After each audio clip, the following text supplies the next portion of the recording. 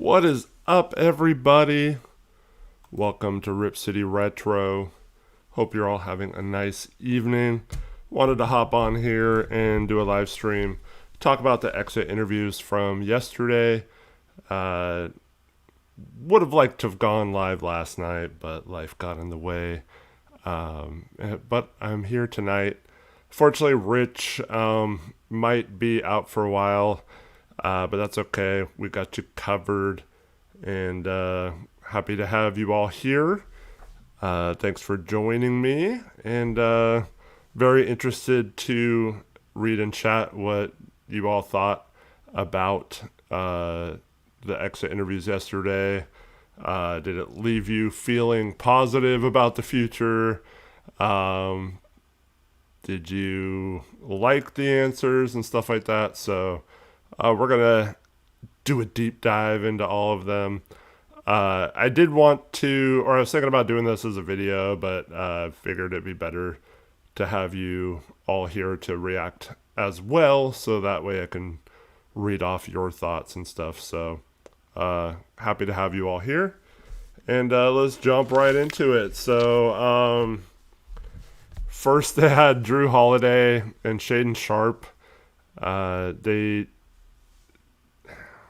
Then they had a huge break, and I don't know why, but they had like a 30 or 40 minute break until they didn't have anyone else up there. But Jrue went up there first.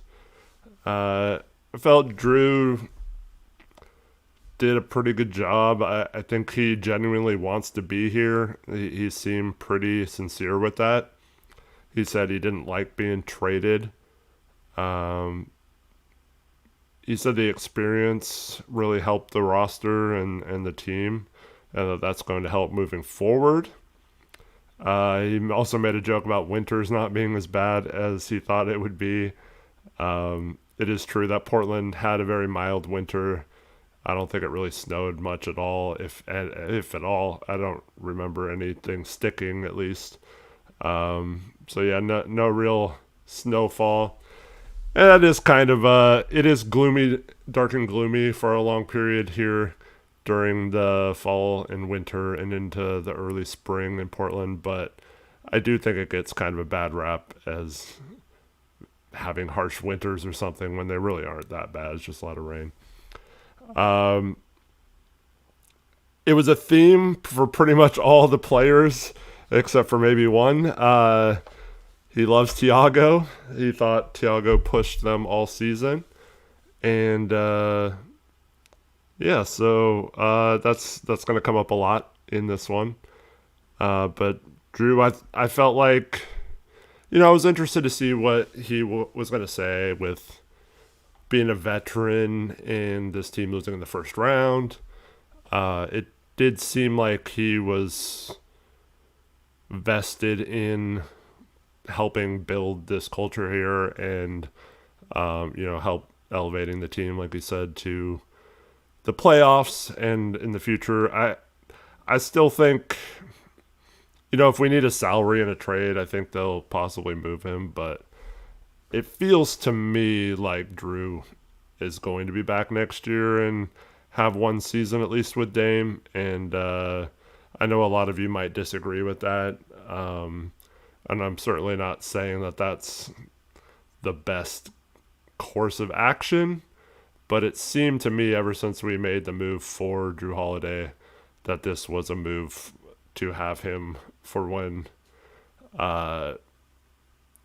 this team was ready to hopefully take another step up, not just making the play-in or the playoffs like they did this year. But yeah, so I would expect Jrue to be back.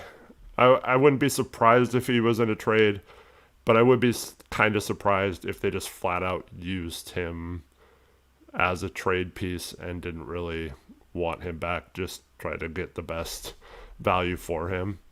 And of course, like I said, that doesn't necessarily mean that's what they should do. That's just the feeling I get, is that he'll be a Blazer again next year. And then next up, we have the very outspoken Shaedon Sharpe, and I say that sarcastically because once again He gives us very little. It's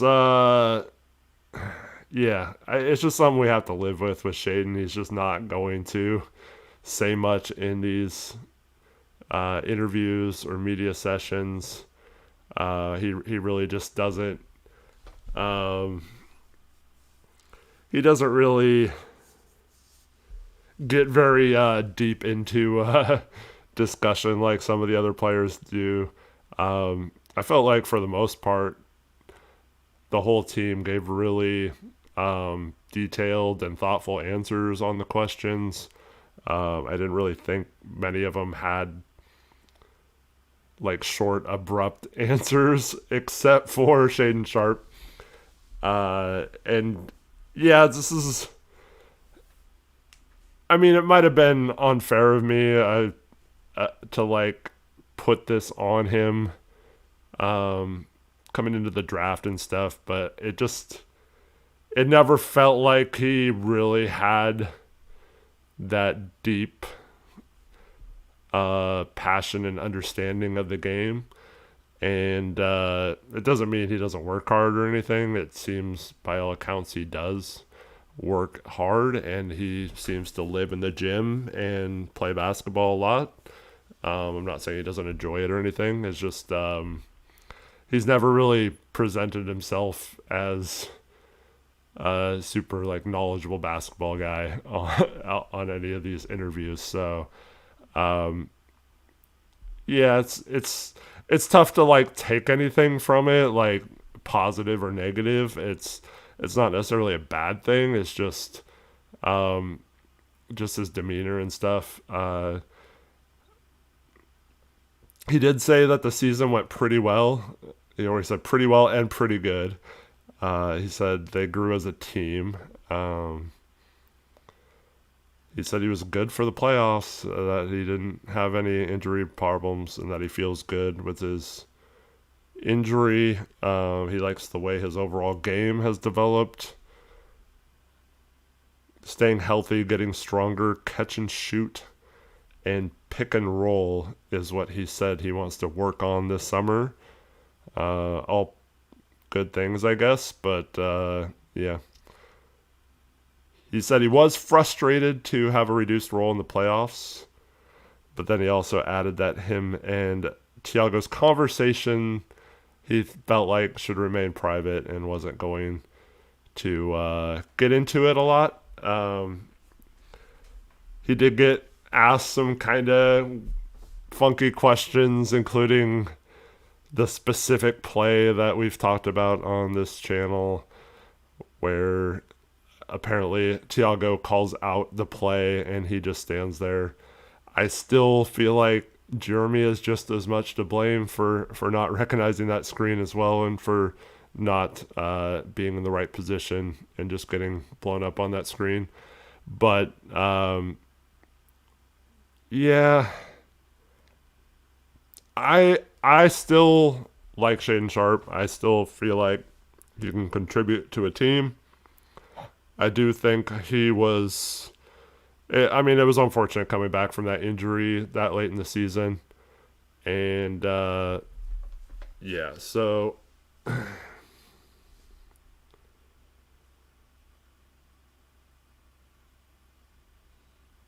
yeah, what does Gray Hughes? Why do you have to come in here and do this? You're talking in chat. You're not blocked, dude. We don't block anyone on this channel. No one's blocked. I hate when people come in chat. Am I blocked? No, we can all read your comments. If you can type in chat, you're not blocked. Yeah. So I don't really know. I wasn't thrilled with his answers. I understand from his perspective being fine and treating the season like a good thing, I guess. I just kind of wanted him to say, you know what, I can get better. So this, I felt like I was I made some progressions, but there's always another step I can take, or I want to be better than this. Have that never satisfied type type answer and approach. And I do think that, as he was asked, you can learn a lot from the type of question or the type of way he was. I don't know, bench is the right word because he played a little bit, but the lack of role he had, the lack of faith the coaching staff had to put him in the game. You can use that as motivation to get better and all that kind of stuff. So hopefully he does use that to get better. I kind of wanted him to say, even though I knew he wasn't going to, but just like show a little bit more emotion about it and just be like, you know what, I do need to get better. I was not strong with the ball and stuff, and obviously he said he needed to get stronger, but it just felt like he was kind of all right with where he was at, and that's fine. This isn't a knock or anything. I just, with all the questions about just if he gets it and if he like just has that drive to be great or that will to be great, it doesn't make you like satisfied that he's going to ultimately make that next step. It's just weird, man. Yeah, I agree that he needs better structure and could benefit off of a different offense that utilizes him more off ball instead of having him to make plays and stuff. We've talked about all this before. It's just I don't know. I prefer players that are a little bit more just hungry and never really just saying, "Oh yeah, we're pretty good. Oh, that was pretty good this year. Yeah, like I did fine." Like I want him to be like, "No, I this version of me is the worst I'm going to be, and I'm going to continue to get better and stuff like that." But yeah, as Brendan puts it in chat, is kind of complacent, and that's been the knock on him. So at some point, he's going to have to show some sort of fire, I think, to take ultimately that step he may be capable of taking. But yeah, it's just kind of like, okay. Did not seem very happy with not getting to play in the playoffs, nor would I. I mean, to be fair, I would have been kind of mad too if I felt like I could help my team and wasn't given that opportunity. So, yeah, don't necessarily blame him for that. Like I said, it's nothing he's doing wrong. This is just how he is personality-wise. Just really hoping that he didn't feel like he was fine and didn't need to get that much better. And as I agree with chat, a lot of you are saying Scoot's got that fire, says Rip City. Ziano Z says, I just like Scoot's attitude towards improving more. And yeah, we'll talk about Scoot when we get to him. But yeah, I thought Scoot showed a lot more than that. Rob Williams was up next. Was very happy he stayed healthy. It felt like he got asked just as many questions as everyone else. Free agency. It was good to hear him say he loves Portland and wants to stay with his dogs. Thought he talked about Donovan Clingan a little bit. Thought Donovan had a big leap this year. And yeah, just got very positive feelings from Rob Will. So I was really happy to hear that he liked Portland and all that kind of stuff and that it grew on him. That was one of my concerns, was that not that we wouldn't try to re-sign him or anything, but I was concerned that we would possibly lose him just wanting a different situation or like more of a contending team or something. But it does seem like he was good with the way Portland managed him this year, and it helped him keep healthy, and now he feels like he can build upon that heading into the offseason and into next season. So I do feel like he, just like Jrue, generally wants to be here, and obviously that won't matter if he doesn't get the contract he thinks he deserves. And I don't know how much the Blazers are willing to pay for him to stay given the injury concerns, but I do feel a little bit better about him staying now, and I'm fairly confident that if the Blazers want him back, he'll be back. And they, of course, can pay him just as much, if not more, than any other team. Now, obviously, you're not going to pay him that much, like a max contract or $20 million or anything like that. But just the ability to re-sign him and go over the cap and all that kind of stuff. Yeah.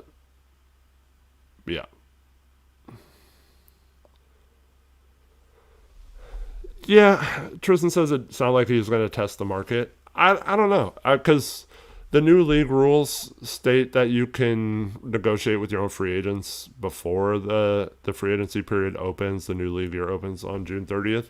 So there is a situation where we re-sign him before he even tests the market. But yeah, I wouldn't be surprised if he sees what's out there, becomes like a true free agent for the first time in the NBA, much like we'll talk about with Thybulle in a minute.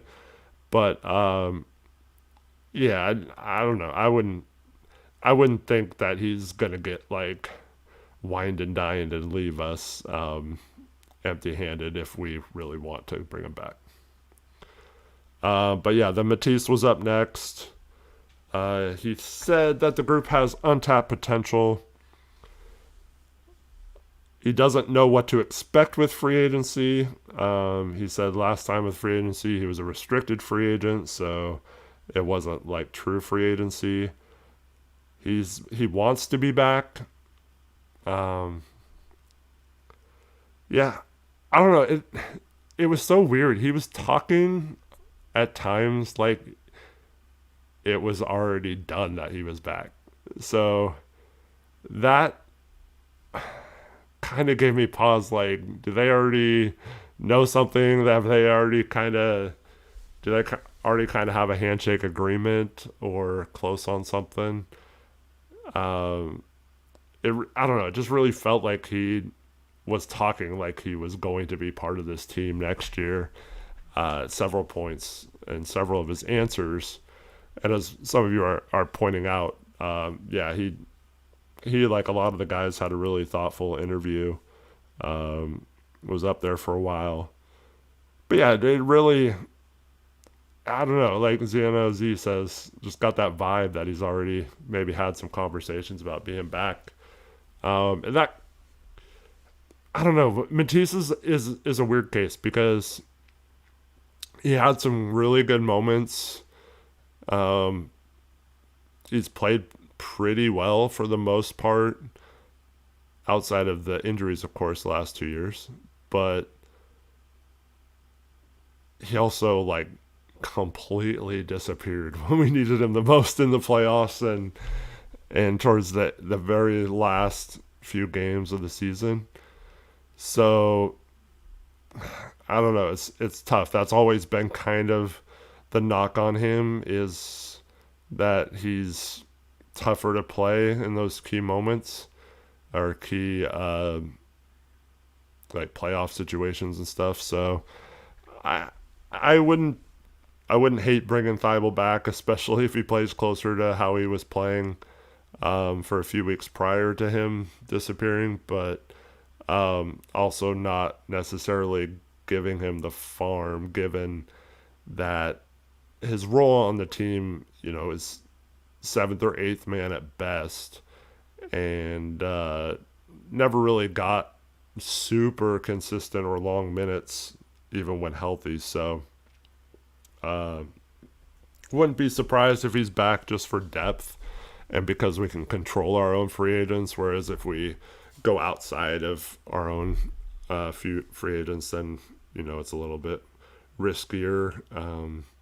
And you can still build depth while retaining the guys you have. But yeah, it's going to be interesting to see what happens with him in free agency, as with Rob.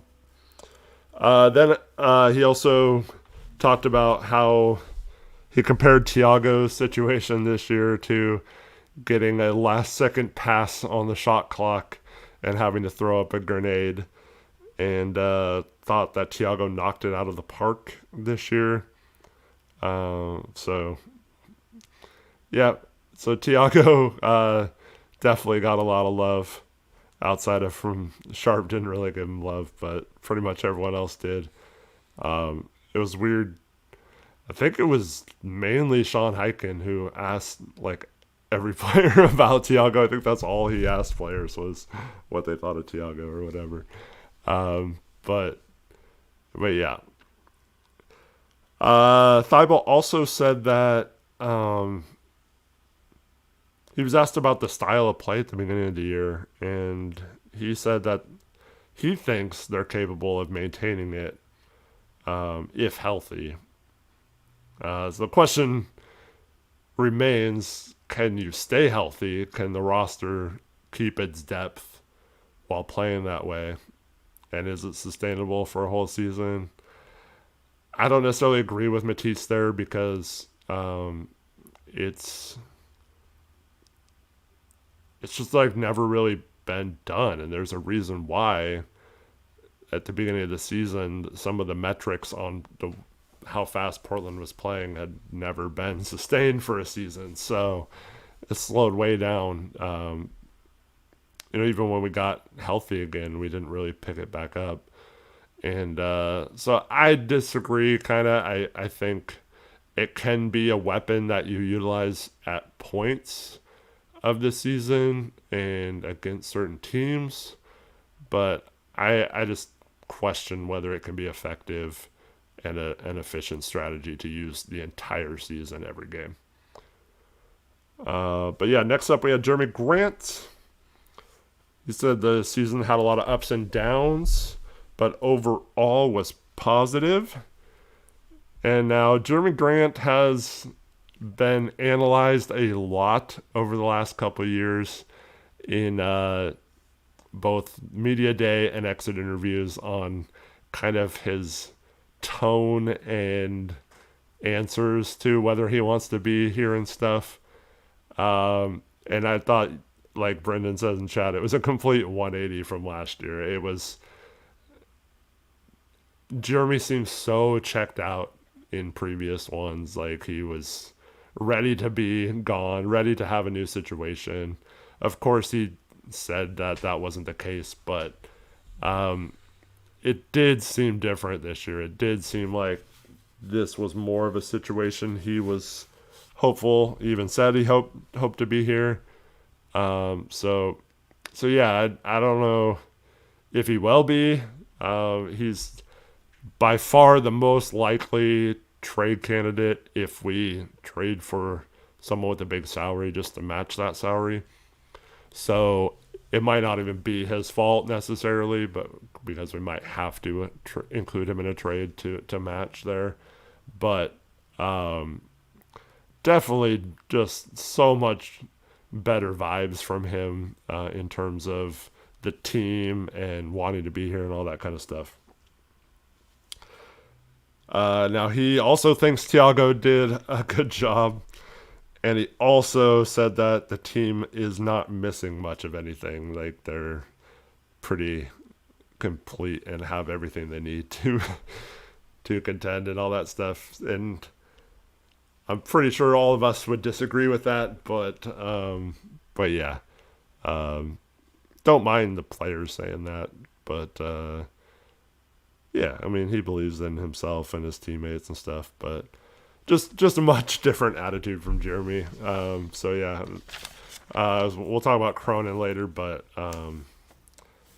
Yeah, and I don't know. If there's a big trade, I think he's going to be a part of it. If not, I could definitely see them kind of running it back with a few small maneuvers. I didn't really write much down for the next person, Toumani Camara. Was the difference between listening to him talk and kind of go over how he felt this season went for him personally compared to what we just talked about with Sharpe. It did feel like he was a lot more honest and humble about it. He didn't think it was the best year for him. He even kind of talked about or alluded to at least the like kind of chasing these mystical or mythical stats and trying to go for the record for offensive fouls drawn. And so I did feel like, as Brendan says in chat, that he did sound a little bit more accountable for not taking a step up. And I would have been interesting to hear this conversation if he like played in the playoffs like he did a few games towards the end of the season where he went off, for a few games, had a career high in a couple of them, hit a bunch of threes, really helped us win a couple of those key games down the stretch. If we would have interviewed him after then, would he have had a different answer? Maybe. But, he's pretty bad in the playoffs, I thought. So I think it's hard to watch him be so down on himself, kind of. But I felt like he did a good job of, trying to remain positive and stuff as well. But I think that's the right mindset to have in a player like that you need to be better. Like, even if you had a good season, and even if he somehow makes an all-defensive team or something still, I still think that bar should be higher than what it was this year. So hopefully he can improve and be more consistent with that shot and just have a better overall impact on the defense. Like, between him and Thybulle, creating the turnovers, they create those turnovers in different ways, obviously, with Thybulle being more of a stocks guy with the steals and blocks, and Toumani is definitely, just whether it's exaggerated or a little bit of acting, he's just really good at playing up contact and getting into people and stuff like that. So they create a lot of turnovers that way, but how much are you affecting the overall team defense? And is there a way to play good individual defense that also helps the structure within the team defense instead of just trying to make yourself look good? And I do think that was one of the reasons why Portland's defense struggled at times this season, was that there were too many players trying to make plays on defense, and instead of just staying within the concepts of a good team defense. And that's got to change, I think, if they want to go from middle of the pack or just outside the top 10 defense to inside that top 10, where I think they need to be to take a next step. All right, I'll skip over the next person and talk about him as the last player, but then we had Deni come up. I think Chris Murray was in between her here, but unless you guys want to mention anything, I didn't think there was anything too notable about what Chris said. And Chris is under contract next year, so unless he's part of a trade, he's going to be back. Don't really see the Blazers just waiving him for guaranteed money or anything. I did skip over Clingan. Yeah. Uh, yeah. I thought Clingan was also kind of accountable. Yeah. Sorry, I completely missed that earlier. Because of the jump. Well, I watched it on the KGW streams, and they had that break in between the two. So yeah, I completely skipped over that. Uh, yeah, I think Klingon did a really good job of satisfying what he needed to work on, and um, I don't know. I really wanted to hear from him how mad he was at himself for not playing better, and although he didn't quite say it that way, I did get the feeling from him that it did piss him off that he didn't play well in that series. And I do agree with what Rob said about him.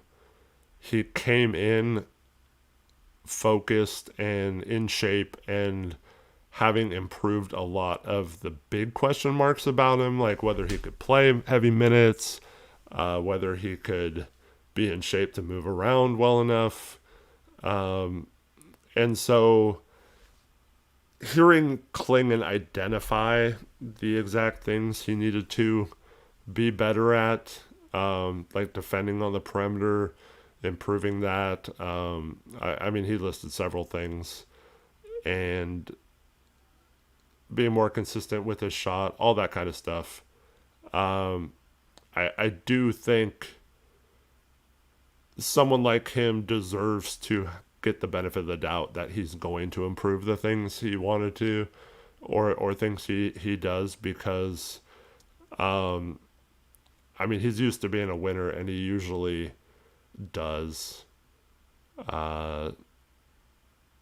improve the things he says he's going to work on. So I mean, I don't know why he hasn't developed some sort of post move or something that would be very helpful for him, I believe. But yeah, I mean, obviously a disappointing end of the season after at points you could make the case that I mean, not including Deni, but out of the lower 20-year-old ish players, that Donovan had kind of separated himself from the other ones as being one of the most important pieces of the core.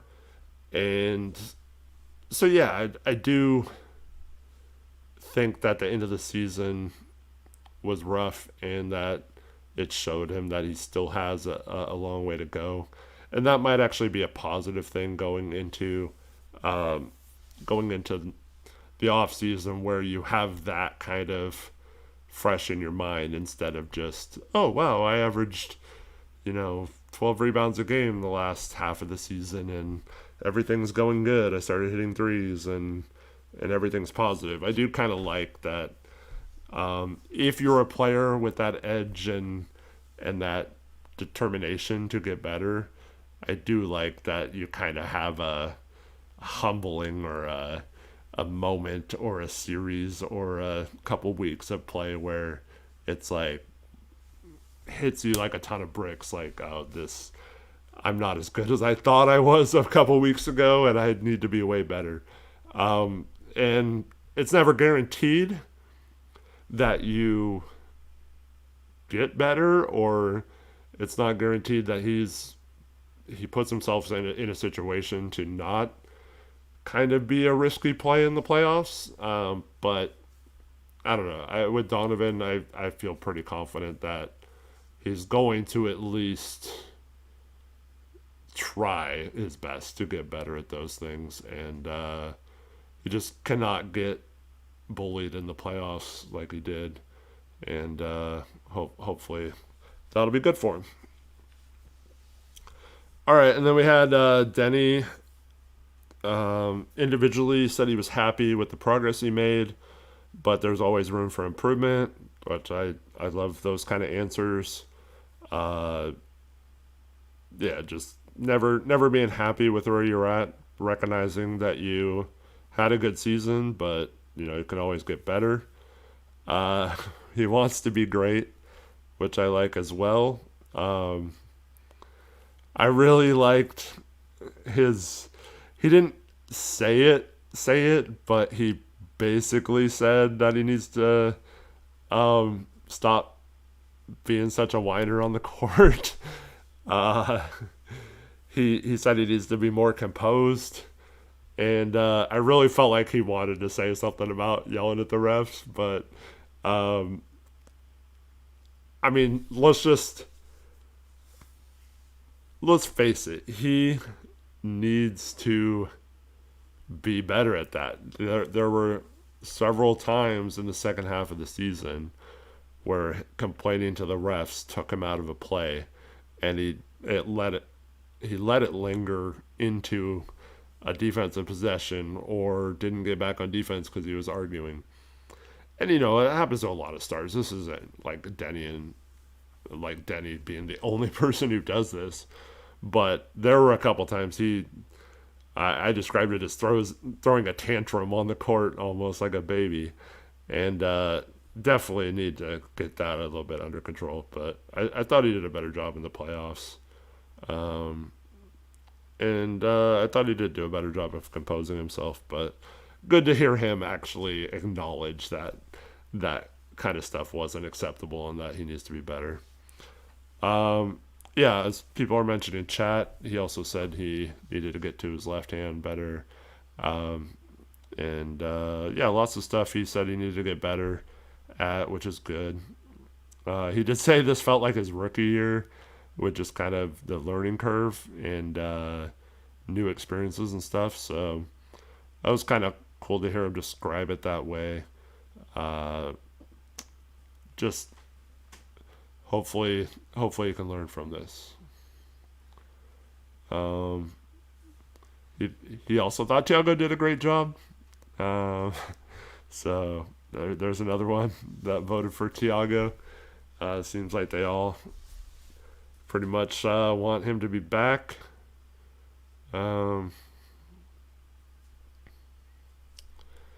Brendan asked, do you think he'll still be treated as a number one option next season? Some of that kind of depends on, like, obviously if we traded for a star or something, that he wouldn't be.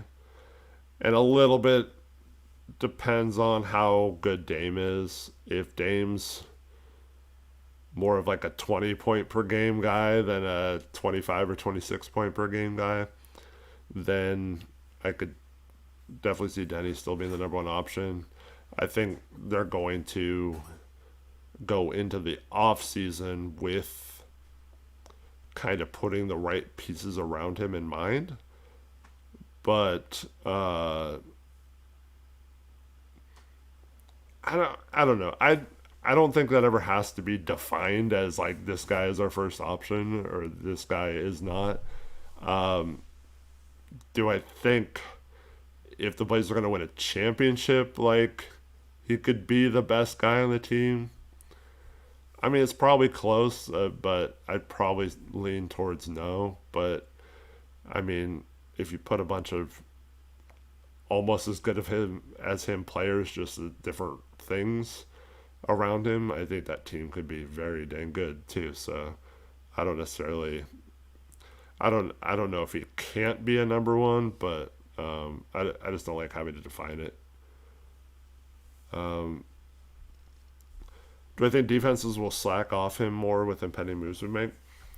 It all depends on those impending moves. Like, obviously, if we still don't improve the shooting a ton, or you get shooters that aren't super well respected, then it's still going to be tough for him to get in the lane, I think. I mean, just having Dame on the court will help with that a little bit. Just giving that extra, for sure, gravity. But it's still yet to be determined with the roster and how much that'll help. But I do wonder how. I don't think you have to be as drastic as like Houston did with Harden and the 4 out. like shooters, but I would I would be curious to see how he did if you put him in like that kind of offense. So and we'll get into the offensive stuff here in a minute, but yeah, I I like that he said his mutual goals, or that he shares mutual goals with Dame to win a championship and all that. So, yeah, I thought it was a pretty good interview from Deni there. We had Scoot Henderson. Um, I don't know if this is my favorite interview with Scoot Henderson, but I I think he channeled his energy better. I don't think he was as, I mean, he's going to be goofy. That's how he is, but I mean, the food thing was so bad. That whole press conference was, or media availability was really bad. And just showed a lot of immaturity, I thought. But he just seems so much more mature now, and um, but still having that kind of fun, energetic vibe to him. And uh, he said he wants to continue to improve defensively, and staying healthy is important. Wanted to improve finishing at the rim, working on his shot more, and keeping his body healthy. Um, he had a funny line about, um, I'd never heard this before, but apparently it's a thing. And it was, are you a point guard or a points guard? And since his playmaking kind of vanished towards the end of the season, he said, I guess I'm a points guard. Um, so that was kind of funny. Uh, I really like Scoot's interview this time. Um, Said his goal is to get deeper in the playoffs and win the finals. Always like that. Of course, that should be uh, everyone's goal. But um, yeah, Scoot, I thought, just had a really good interview, and I also like how he needs to find a way to learn when to attack and when to make a play for others. He talked about times where he'd done one or the other well, but not good at doing both at the same time or within the same game and stuff. So I thought this was the best, most thoughtful interview for him, but also wasn't like, he also wasn't trying to be someone he's not. He was still himself, and that's just a really fun, energetic person. And so yeah, I'm a lot more hopeful about his future than I was going into last season. So good stuff from Scoot, I thought. And then the last player we had, or we're going to talk about, is Dame.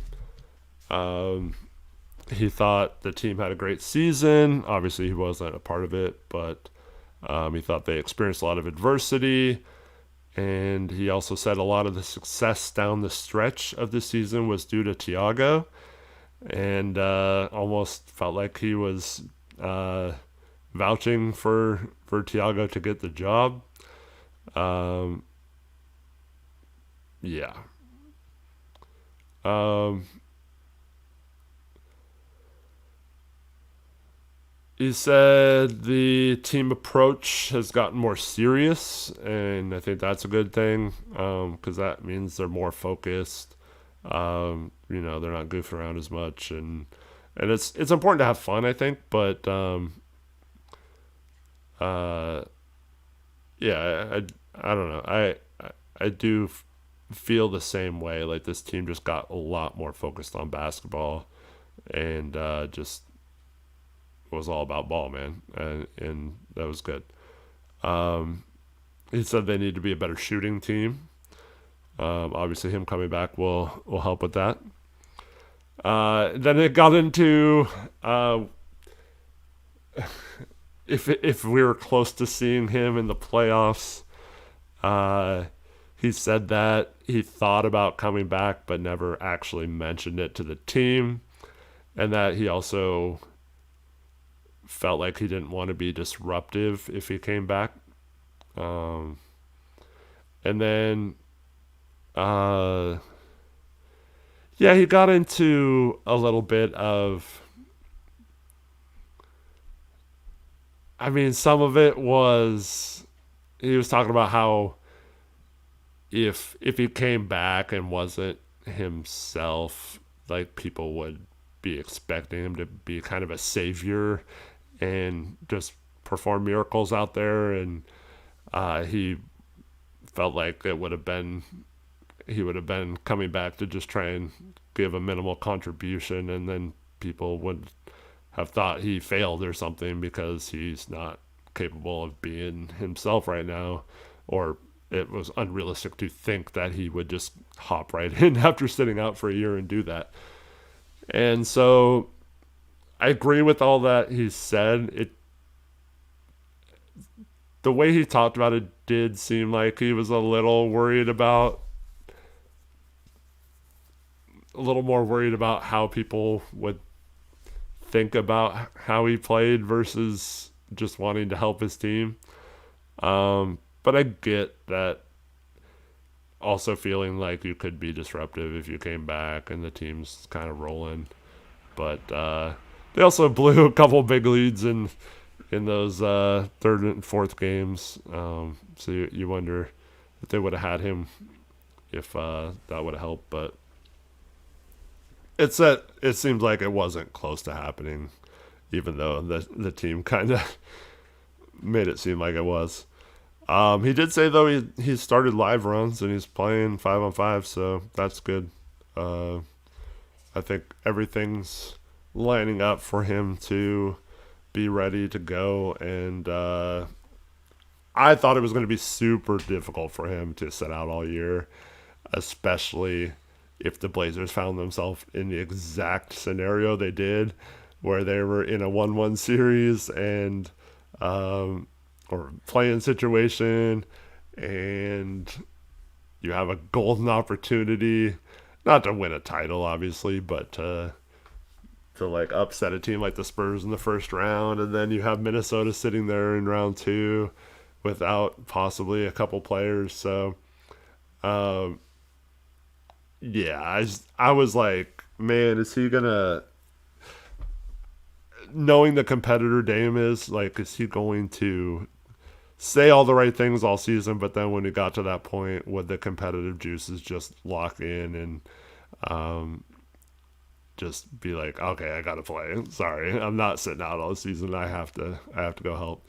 I'm a little surprised that didn't happen, but props to Dame for sticking to sitting out the whole year. He did talk about next year that just having depth and versatility was going to be nice. And then he also talked about how Tom Dundon, the owner, is super competitive, and he feels like he's going to do what it takes to put a winning team around there. So thought it was all positive from the players. So yeah, if I missed any important comments, just, what were your guys' overall feelings on the players? Very pro Thiago, very yeah, just very. I don't know. A lot of them talked about just the experience, and then basically that being enough for them to take a jump. And I don't necessarily agree with that, but yeah, yeah, I did mention that, Gray. But yeah, it's, I don't know. That was the main takeaways from all, like, if you just grouped all the players together. They love Thiago. They think the experience will help them take a jump next year, and it seems like most of them want to be back here.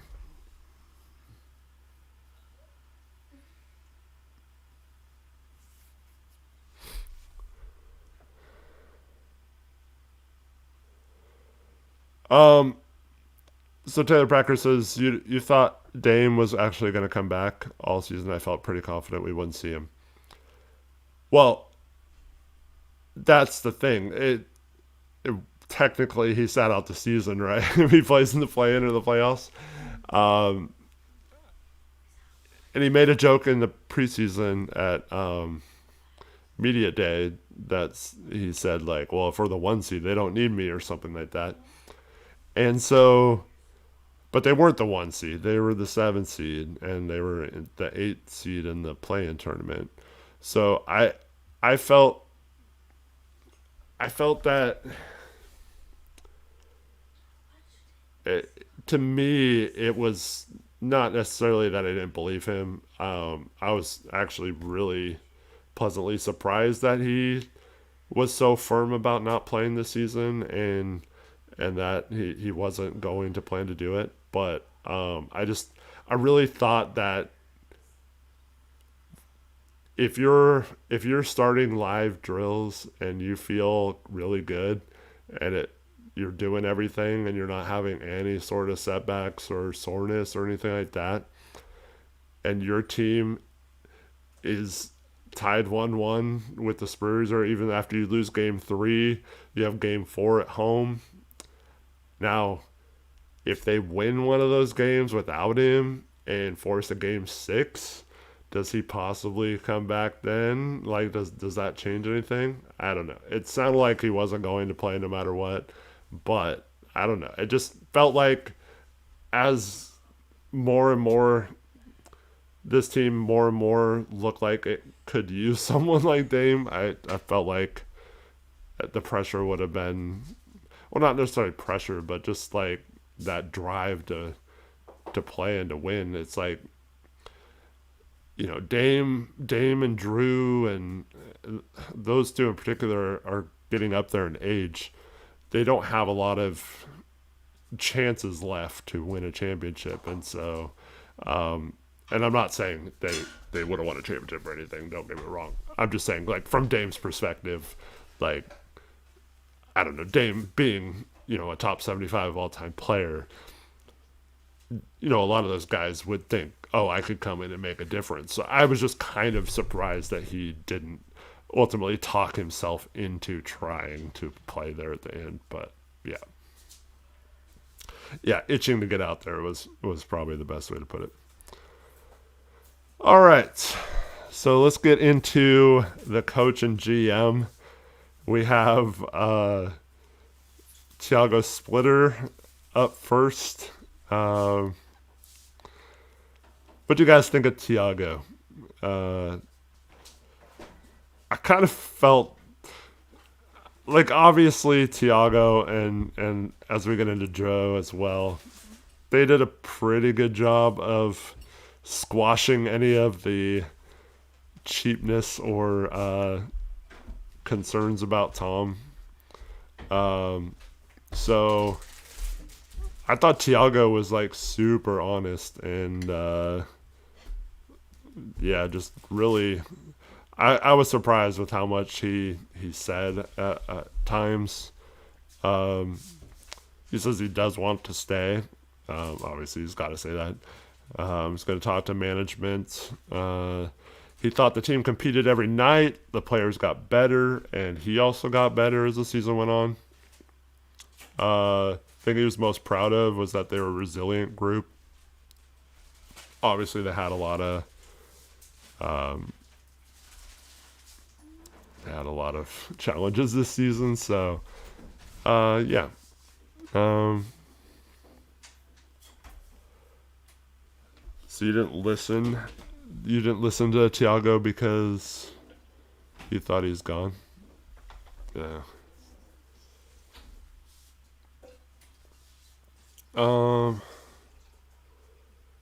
Yeah.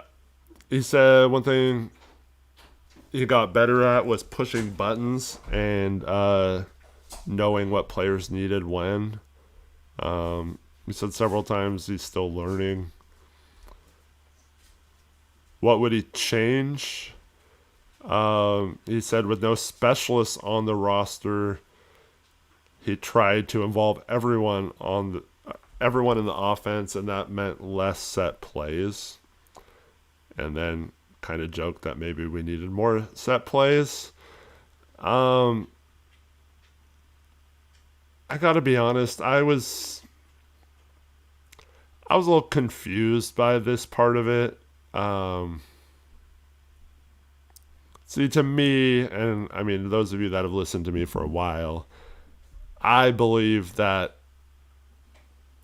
the less dynamic you're in terms of like scoring your personnel is, the more you need plays and set offense and all that kind of stuff. And even though he was the coach only after the first game, so he wasn't the head coach for training camp or whatever, he was brought in specifically to help fix the offense. So it largely would have been his offense being implemented in training camp, even though he wasn't the head coach. So I don't know. I did kind of feel like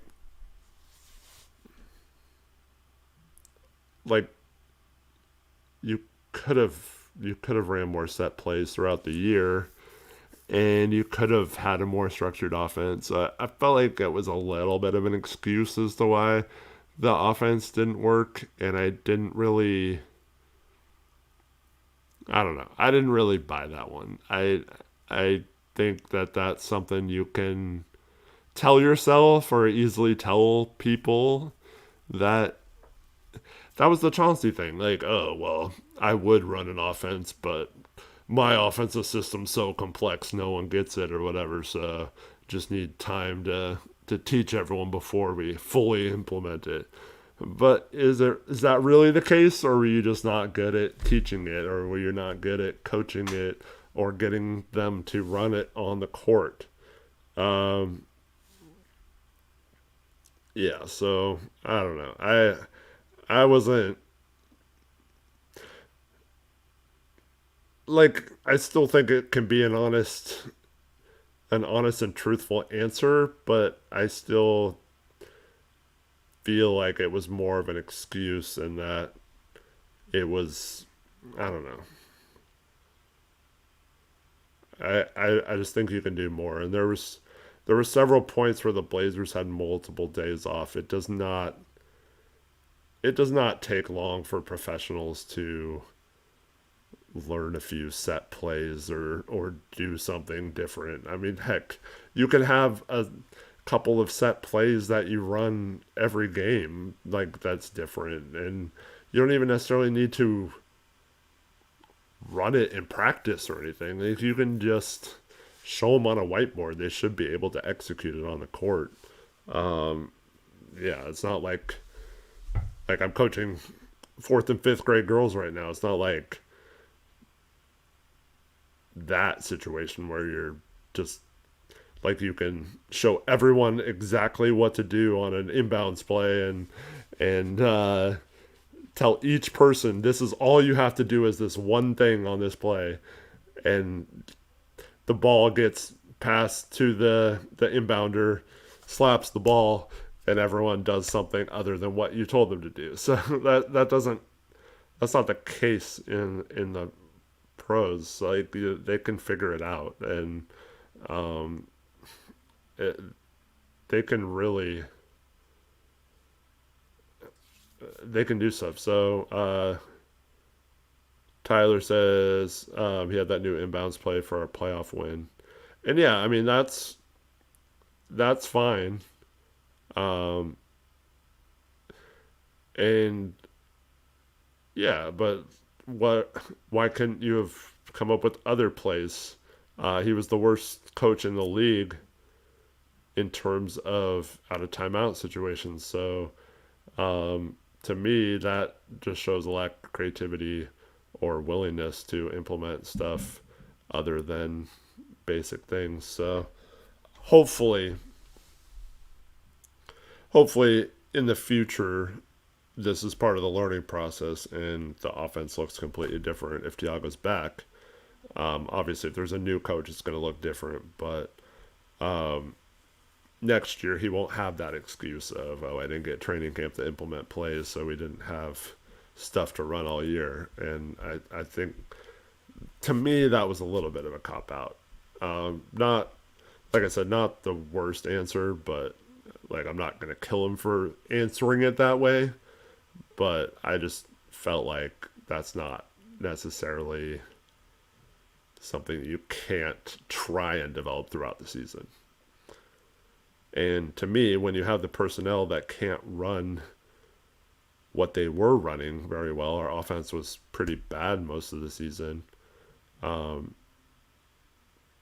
Why are you continuing to run that same offense all season if it's not working very well? Like, why didn't you change it up very much until the playoffs or whatever? Just didn't make a lot of sense to me, but yeah.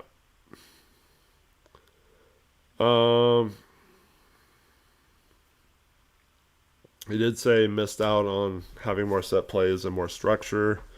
He does want things to be more organized in the future, less random. Overall, I thought he was very critical of himself and just gave a lot of self-inflection and stuff like that. I was surprised on how much he went on about certain answers and stuff like that. So, I don't know. What do you guys think? Did you get, after hearing Thiago, did you feel like that's our coach next year? Or did you feel like he has no idea whether he's going to be back, which he probably doesn't? Or did you feel like, oh, this guy's not going to be back? As I don't know. I don't know how I felt with if you just like play Thiago's thing, how I feel. But Thiago's comments combined with the way all the players spoke about him, to me it felt like, unless there's some sort of candidate that is a really good coach that was to come here at not necessarily market value, I feel like it seems like it's going to be Thiago next year. All right, Nick Thompson, we get it. We don't have to just keep naming random people and saying next coach of the Blazers. Like, it's just spam in chat.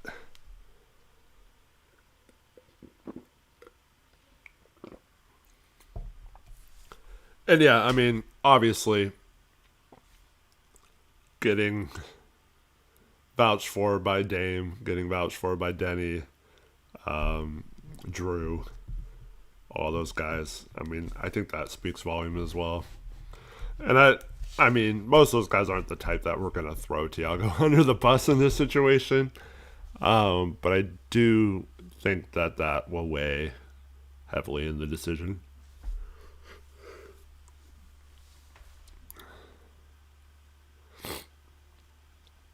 All right. Now let's get into Mr. Joe Cronin. Just a quick answer in chat. What did you guys think of Joe Cronin? Are you buying what he's selling? Are you guys all in on Joe?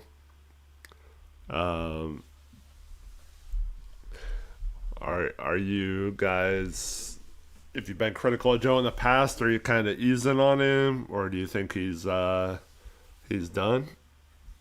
All right. Kirk says hated Cronin interview, carried water. Rip City says taking one for ownership. Yeah, we'll get into that in a second. Tristan said loved his. Tyler says I'm buying for one more year. Nick does not want to settle for Thiago. Landon says he thought his interview was great, but he needs to keep his promise to add shooting, which he didn't do last time he said that. Yeah. Ziano's buying. Greg Mock says, I like Joe Cronin. I think he's keeping his job. Nick says Joe blows.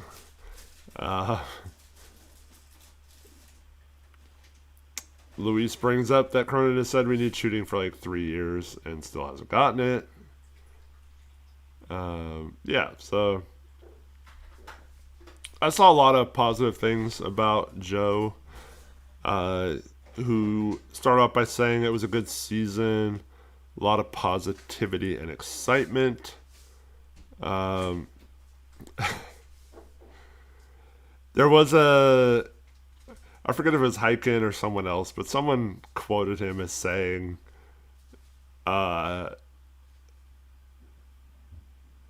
shoot, like in the Spurs series, it showed them that they needed shooting or something. And if you didn't listen to the interview first, that would absolutely killed me if that's how he said it. It's not how he said it. He said from a skill set perspective, the Spurs series and the whole season showed that they didn't shoot the ball well enough, and that shooting is something they knew they needed. I would have liked a follow-up question. Hey Joe, if you knew you needed shooting, why did you wait till the trade deadline? Why didn't you address that last offseason? Or like Luis says in chat, why didn't you address it either the other 3 times you said you needed shooting? So yeah, that part was kind of funny, but it was also painted into a much darker answer that he just now realized they needed shooting, and that wasn't the case when you actually listened to him. The shooting is important because of the crowded paint against our offense, and that was the cause of a lot of the issues offensively, he thought. So still needs to keep improving that talent base, both internally and externally. Yeah.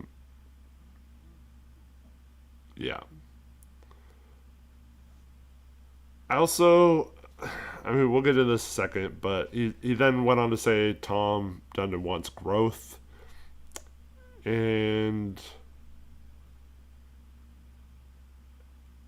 it got a little contradictory for me at times. He did say Thiago was a candidate for the coach, but he also said others were as well. But this is where it kind of got contradictory to me. He said that they want to be aggressive and active, and that they do want to go for it, but they also don't want to sacrifice the future for a short-term swing, and they're content just doing small things and kind of running it back with minor tweaks. So that doesn't line up to me with what Joe or what Tom has been saying and what he said at his initial press conference and what Cronin had just said before saying this, that Tom wants growth. And it seems to me like everything Tom said was that he wants like quick growth. He doesn't want long-term patience growth like they've been doing for 4 years. He wants results. And I mean, like, if anyone in chat feels differently of what the impression you get from Tom, I'd love to hear why you feel like that. I'm interpreting that wrong, but it does seem to me like Dundon wants to go for it, and Cronin's kind of like, well, we may or we may not. Like, we'll certainly try. So yeah, I thought that was kind of weird.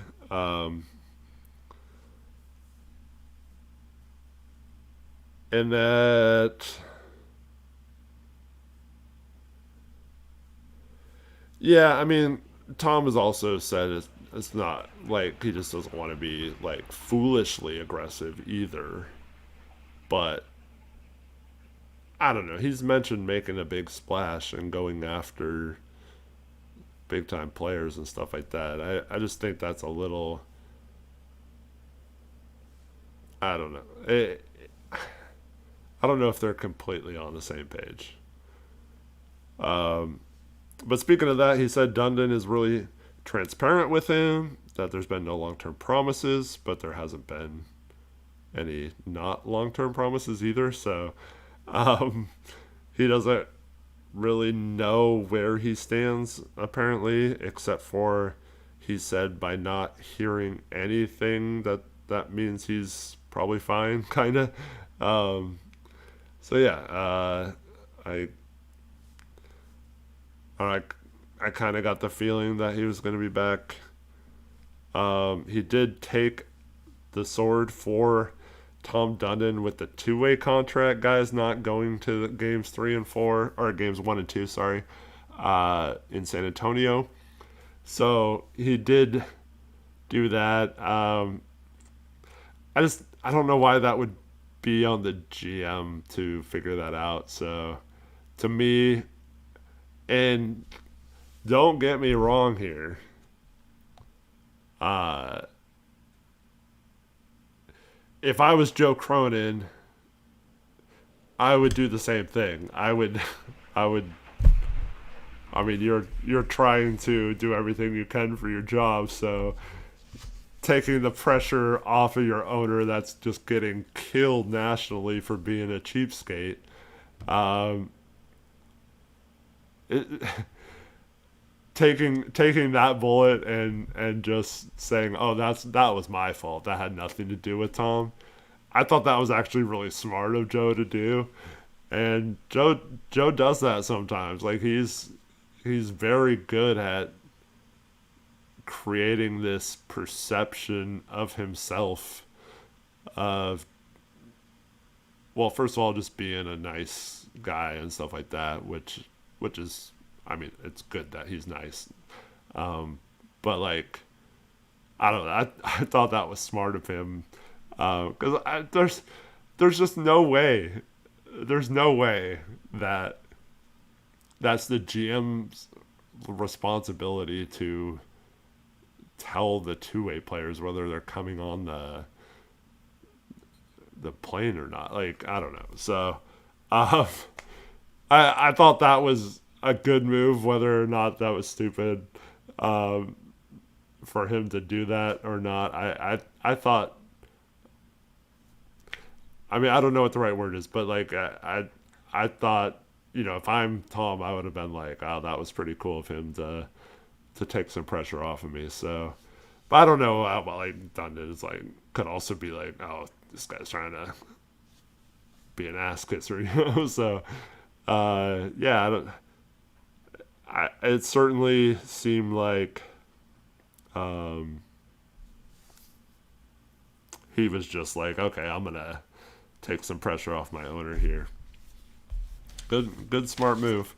Um, and then I think I saved this for last because I think this was by far the most interesting part of the entire exit interviews for anyone. Um, and this was the part where Joe Cronin mentioned that he had a trade in place that would have added $20 million to the tax bill. And Tom Dundon said, go for it. Because he was going to be the one having to foot the bill for that tax burden. And so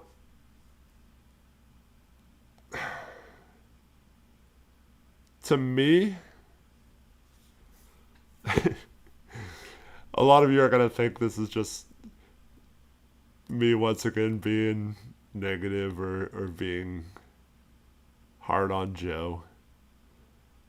But to me, this was yet another excuse, just a more clever and creative way of saying I failed to get another trade done at the deadline.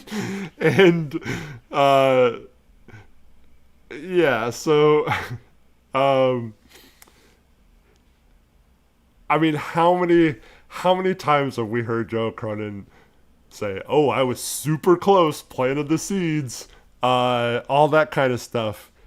Because let me ask you guys a question, especially those who are like, "Oh, here goes Eric again," can never give Cronin credit.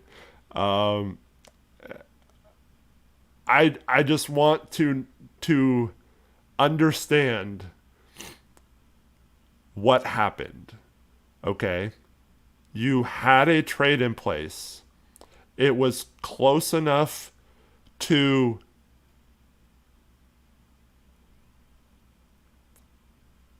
and Landon has a good question I'll get to in a minute. Okay, you had a trade in place. You, it was obviously close enough to happening for you to have to go to Tom and ask if you could go 20 million into the cap or into the tax. Also, also, he did mention, or it was mentioned, I think Joe mentioned it. It would have been for like it seemed like they would have had to take on a bad contract, but they were getting a really good young player for taking back that contract. So so my question is, okay, the trade got lined up, and then you got approval for it. Tom said go for it, but why didn't anyone ask him? Well, why didn't you go for it then, or why what happened? Um, so uh, yeah, um, I just if this was like the first time Joe has done this, I would have given him the benefit of the doubt. But I'm just so sick of the BS lies and GM talk and all that kind of stuff. Um, and so uh, I really, and I'm also sick of how many times did you hear from Blazer Media? Jody will pay the tax if she has to. She's willing to pay the tax. And once again, I am never of the opinion that you should go into the tax just for the sake of going to tax. You shouldn't be a tax team when you're winning 21 games or whatever. So I do feel like this is once again just another Jody's willing to pay the tax, but now it's just Tom's willing to pay the tax instead of Jody. But he was just giving a more creative answer for why he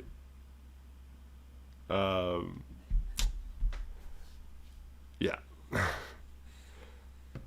But yeah, it's just there's been so many times that Cronin, every freaking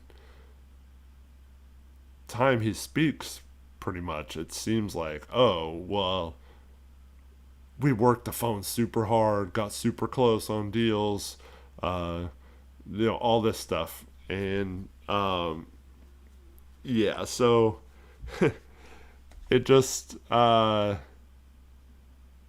it just seems to me like this was just another one of like, oh yeah, we'll tell our fans this, and instead of kicking it down the road, they'll be like, wow, they're like they almost traded for someone really good then, if they were willing to go that far into it. So yeah. But anyways, I want to go back to what Landon said. So he said for clarification, this isn't the same trade they had in place that they would revisit in the offseason. It's certainly possible that that is the case. And I'm always going to preface this, take it with a grain of salt. I have heard that there are a couple of deals that were talked about previously, planting the seeds that are still, I wouldn't use the word likely, but that are still on the table to happen this offseason. There's still the possibility of those. So yeah, it's certainly possible that this was the deal that got shelved until the offseason. And once again, in case you didn't hear that a few weeks ago, so yeah, I was told that they were in agreement on a trade with multiple teams, and that one of the teams backed out, and but that none of the players involved ended up getting traded, and so it could still be done in the offseason, and they all agreed that they would revisit it in the offseason. So, and to be honest with you guys, I have not heard any of the names involved. That's all I was told, and I was told this at the trade deadline. So, it's definitely a possibility that they have some trades in place, or that they did in fact have a deal that would have put them $20 million in the tax, which just seems really weird that they would go from where they're at right now to that deep in the tax with one trade. I don't know, just didn't make a lot of sense to me. But yeah. See, when you combine that comment, and this is what I was talking about earlier, when I feel like it's kind of contradictory, or why I feel like it's just kind of BS stuff being thrown out there to make it seem like they're better at their jobs. When you talk about how close you were to all these trades, and that you're trying to obviously get something done for a really big time or impactful player, but every time it just stops short. You don't get it done. You don't get it done. You don't get it done. Then you have an owner come in who wants to get a big move done. And once again, I'm not saying you have to make a big move or you have to be stupid about it. But if you get that, I don't know, to me, at some point, you either can make a move or you can't. So, like, can he actually close the deal on a big move? Or is this just he's not good at that and can't quite close that final door or jump that final hurdle to getting these deals done, and they all fall apart right at the end? Is some of that on Joe Cronin for not being able to get those deals done? And I mean, he could make a big move and pull that off. So that's definitely something that he's probably going to do to shut me up this offseason, and we'll see. And I'll be all for it. But we'll see. And it's different. Like, Olshey, so obviously the knock on Olshey was that he wasn't willing to take chances and never could, like, never made that move to just go for it or whatever. And so, but like, that was known about him. He wasn't trying to say, oh, I'm going to trade for a superstar, or I keep getting close to trading for someone. No, he was just like, no, I like the guys I have. I want to keep it that way. And, there were some times where he had like an expiring contract or some sort of asset that he kind of alluded to wanting to move by the trade deadline, or that he thought would be a valuable asset. But for the most part, he also wasn't trying to like say that he was going to make all in moves. He was pretty content on just building it. So it feels like Joe's trying to play the, oh, see, like, I'm willing to go all in, while also having the Olshey mindset of, oh, we could just run it back and make small moves and never really actually go for it. So, yeah. So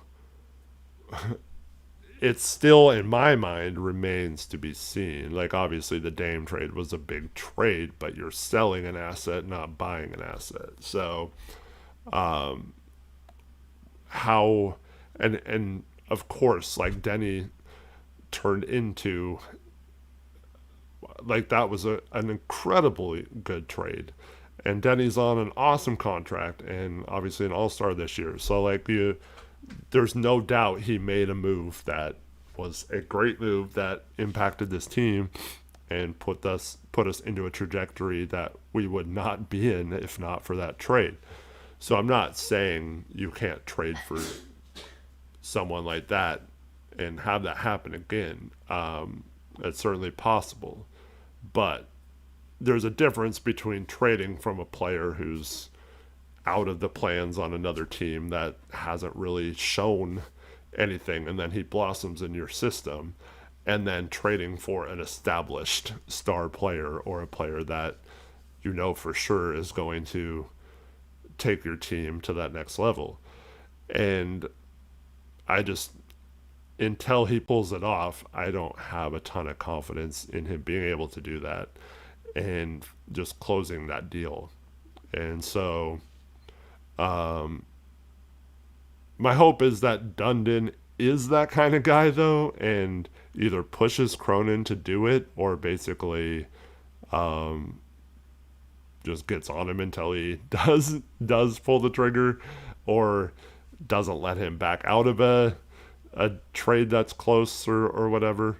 So yeah. I feel like the pressure is kind of on Cronin to make a move, and I don't know. It's pretty. It would take some balls, I think, to run it back if you're Joe Cronin and just make a couple minor moves. No draft pick to like potentially hit on and become, a Kawhi Leonard or Giannis or Rudy Gobert or Jimmy Butler type pick. Like, even though you're not the top of the lottery, you don't even have that kind of promise. I know you could trade into the draft maybe and pick up a pick or something, but like, he doesn't have that asset this summer. He has a lot of future firsts he could play with in terms of trading now, so he could certainly make a move with those. And it seems like Dundon's kind of going to be an Ishbia type owner when it comes to the draft, like not really caring about draft picks or trading away future picks and stuff. So I think the pressure is on Joe to make a move this summer of significance. That's not just like a beat Kretsky kind of move. And so I think his job is dependent on him being able to do that.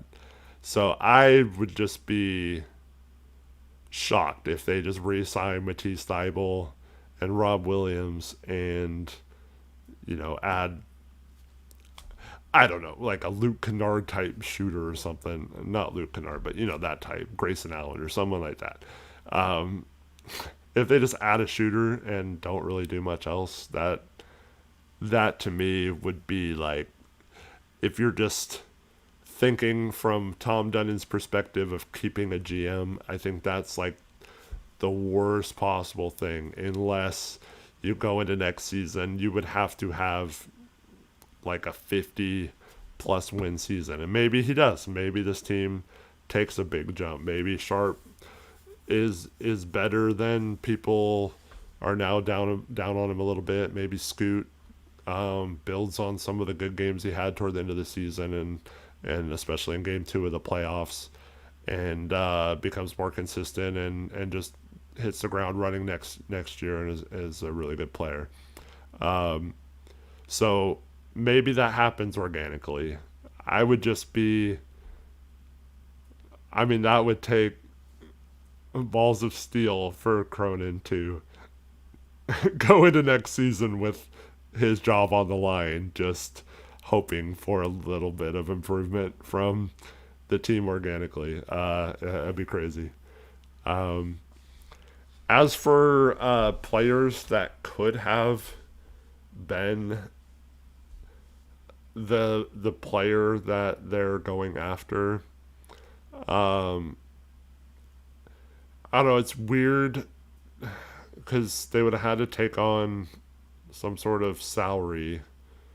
And obviously they would have had to take on a bad contract probably if you're talking about adding 20 million. Just be really curious to find out like who that was and why it didn't get done. A lot of people are mentioning Trey Murphy. That is a name I keep coming back to. It's tough because I think Trey he's kind of exactly what this team needs. Obviously a good shooter. I mean, his defense is okay. Like I think he's got some good attributes on defense, and then some things he struggles with. But I think within the concept of the other team defenders with Toumani and a Jrue Holiday and Donovan Clingan and stuff like that, I think we'd be in a situation where the team would be, it would kind of fix a lot of their weaknesses in terms of the offense, shooting, things like that. He's big enough to play the 3. So I think you're fine. So I keep coming back to him if it's not Giannis. I mean, I think obviously if Giannis is willing to change his mind and possibly consider a long-term extension here in Portland, I think that would be the guy. But I think if that's not the case, I keep coming back to Trey Murphy. See, Kawhi wouldn't be the guy because to me, it sounded like the young player was the player they wanted, and they had to take a bad contract to get that player. So, yeah, I don't like Kawhi doesn't make sense necessarily, and I don't know. Zion does not. He doesn't really fit what they've been looking for in trades. I would just be surprised if it was Zion. So, yeah. Well, Joe said the trade would have been taking on a vet contract that would have added to the luxury tax, or would have put them 20 million in the luxury tax, but that they would have gotten a really good young asset out of a really good young player out of there, or something to those deadlines.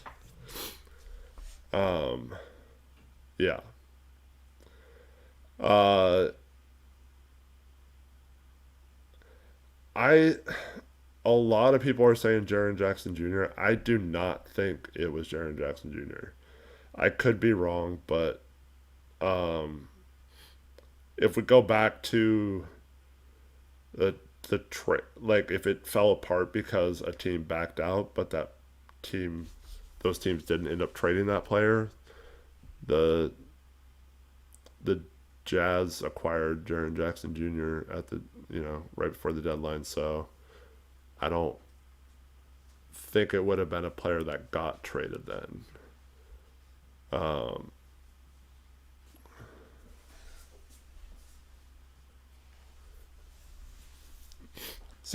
so Shady says I was assuming it was the young players contract that was massive. I don't know. I thought it was the opposite. I don't know. What does everyone else think? I felt like it was the. I felt like Cronin was saying. I'm gonna go back and listen to it again later, but I felt like he was saying that they would have had to take on a older contract on a bad salary to get the young player they wanted. Murphy and Poole, that yeah.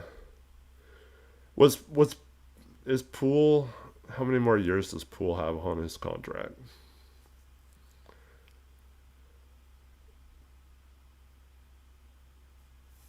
Kirk would go after Anthony Davis. I saw a lot of Anthony Davis talk there. Um, I do think Anthony Davis would be a good addition for this team for sure. I just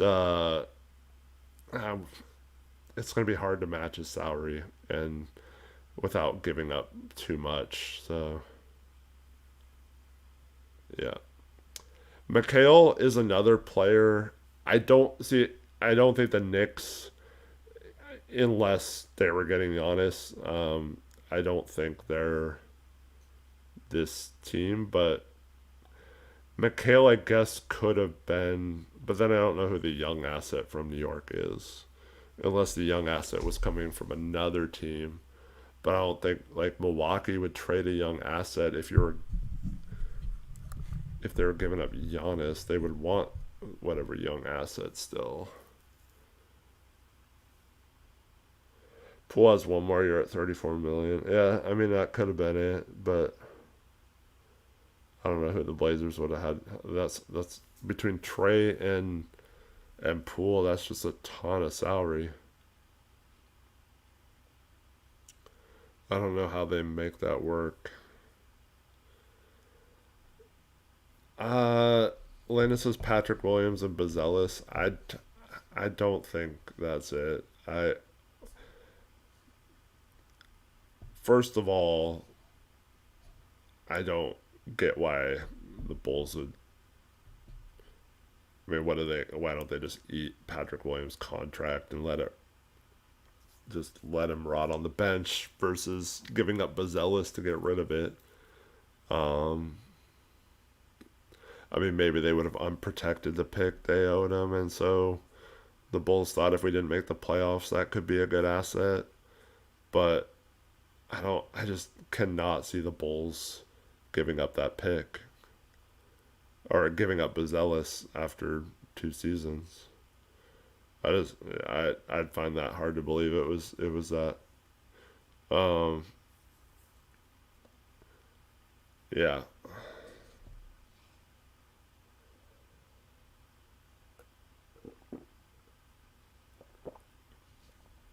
it could have been. Yeah, Greg says I just hope it wasn't Draymond Green. I wonder because I mean Kuminga was traded, but that could have I guess been the young guy. Yeah, could have been. Um,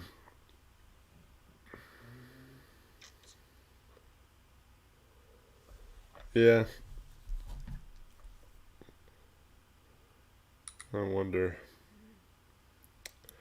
Um, yeah, I do. So people mentioning Mikhail though.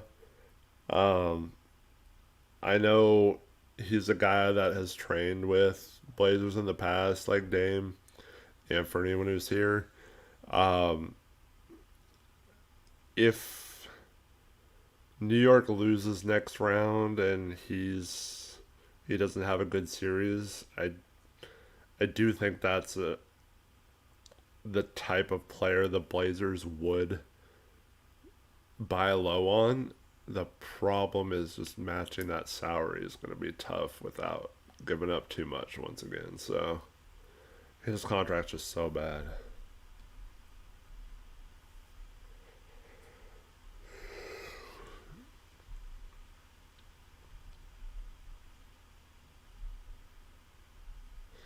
I was gonna look up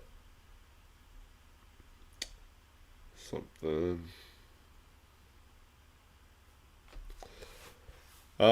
Juicy says they gave up so much and paid him. He's not worth it now. For Mikhail, completely agree that his contract is kind of outrageous for what he's providing, and of course, New York gave up way too much for him and are gonna pay the price asset wise when they try to trade for someone like Giannis if they hadn't have done that. But that's that's the type of buy low candidate though that could still help your team. Like I think it'd be fine, especially if he was off the bench or something. I mean, he's a good defender. He's a decent shooter. Um, I think he would be a good fit in our rotation without kind of like messing things up. I think he would fit in pretty well. And um, the problem is just his salary, but that's the only reason why you could possibly get him for cheap.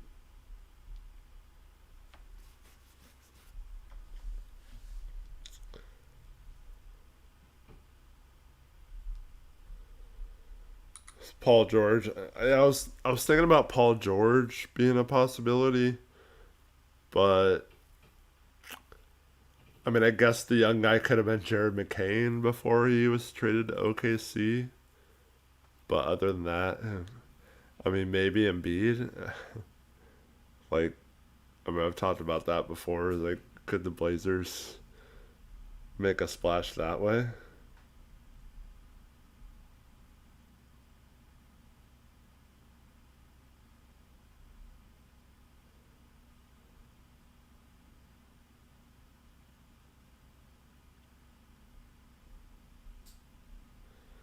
Um,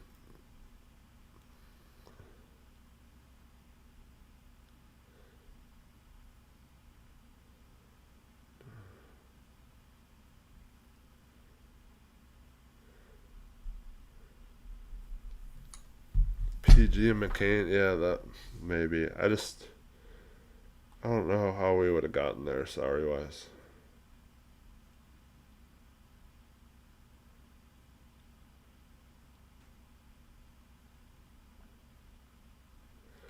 Marv is obviously watching the beginning of the stream. He's saying, wait, you're saying Shea should be apologetic for averaging almost 3 points per game, and 3 percentage points better than previous year on two fewer minutes per game. What? I wasn't saying anything to that effect that he has to be apologetic or anything. Like he was fine. Like he was decent. I just like I explained earlier in the show. I just prefer if people are a little bit less complacent or whatever. Yeah.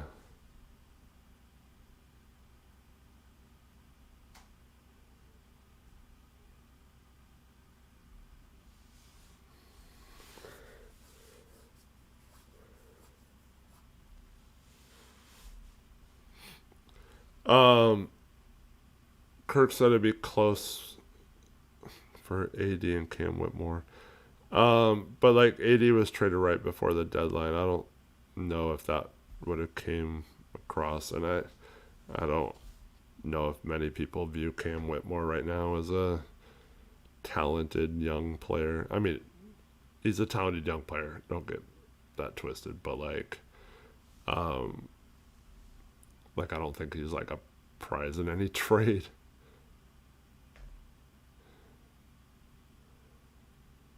Yes, I was thinking who would the young player be on the Kings because I was joking about this the other day. What if the Blazers traded for Levine?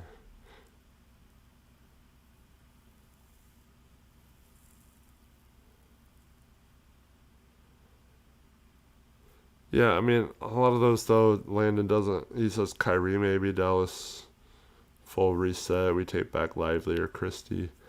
Yeah, but I don't know why the Blazers would push to get back Kyrie. And once again, I mean, interpret it however you want, but like, in my opinion, he was saying that the vet contract wasn't like a good player. Kyrie and Deni, lol, says Ritex. Yeah, that'd be a fun combo. It would be fun on the court. I don't know about how the locker room would do with those two.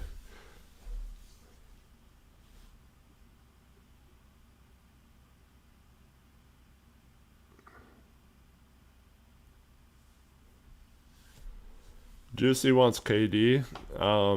I mean, obviously, it wouldn't have been KD that we like. That would make sense that the Rockets would have been interested in trading him at the deadline. But now, yeah, I mean, I don't know, I haven't really been a fan of KD in the past.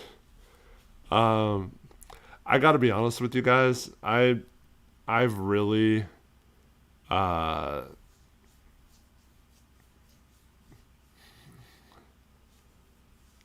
I'm not fully invested in this idea, but part of me is like, why don't the Blazers just go after a bunch of vets that can play that aren't necessarily the right fit, but just add a bunch of players that can, like, if they're not like starters or focal points of your team, like maybe they can help contribute if they have like a bench role or something. And yeah, so Nick Thompson mentions DeMar DeRozan, who I believe is a free agent. Like if you can get someone like that for cheap, it's someone that I've never really thought was a good fit with Dame, and I don't think it's a good fit with Deni. But playing him 20 minutes off the bench, his teammate I just mentioned, Zach LaVine. Uh, just go get a bunch of those types of guys, maybe not those particular guys, and just have a bunch of like guys who like a bunch of misfit vets that have talent and hope that for 1 or 2 years they can all kind of coexist and put it together and just have a lot of players on the team. um so Taylor Packer says the Kings tried this and they sucked. Yes, they sucked because like Levine and DeRozan were starters. But what I'm talking about is like, so you have let's just say our starting lineup is um, Deni, Toumani, Clingan, and then our bench is like, I mean, obviously you probably have to trade Jerami, but let's just say we could keep Jerami. But you have Jerami and DeRozan and Levine and Scoot and probably forgetting someone, Rob Will, and then yeah, like Harrison Barnes was mentioned in chat. Not that he's like great or something, but um, just it's not like you're building the Kings or the Bulls team where those guys are are your main guys or starters or whatever. Like it just like 20 minutes off the bench in some of those cases. Yeah.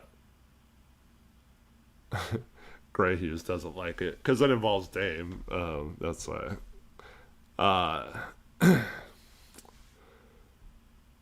but yeah, I mean, I was trying to think of other players that kind of fit. Like Anthony Davis would be one that you guys mentioned already. Um, like obviously you wouldn't want too many non-defensive players because I was thinking also Trae Young, but um, like that might be a little too drastic in that uh, direction. But yeah, I was just trying to think of like veteran players you could get that could still play potentially that weren't like washed completely, but were kind of washed or have like no value right now. Um, yeah, I would love to make a play for Bam, but I think that I don't know how. I mean, maybe if we got a new GM, Tobias Harris wouldn't be bad. John Collins wouldn't be bad. Um, yeah, just kind of have, and then you never have to play like Chris Murray and stuff like that. Yeah,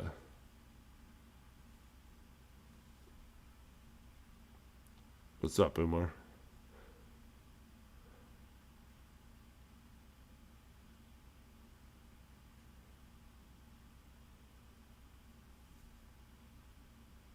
Yeah, a lot of people really like John Collins. I've never really been a huge John Collins guy, but I think that is the type of player that we could go after.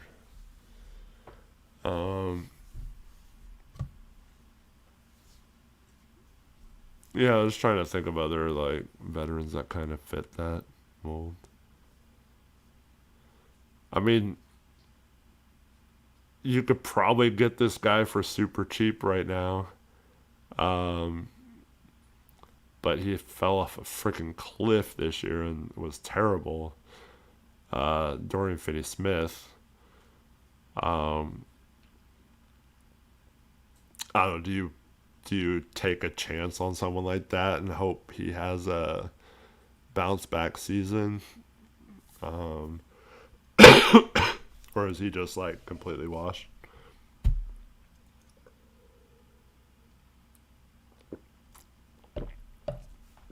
Landon said he can't be worse than Chris. Yeah, Royce O'Neal is a good one. Yeah, I forgot about to mention him. I mentioned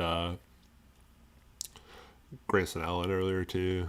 Not that I want Grayson Allen on the team. I'm just thinking of like guys you could get that can just play, man, and I think a lot of those guys would fit in fine with this rotation.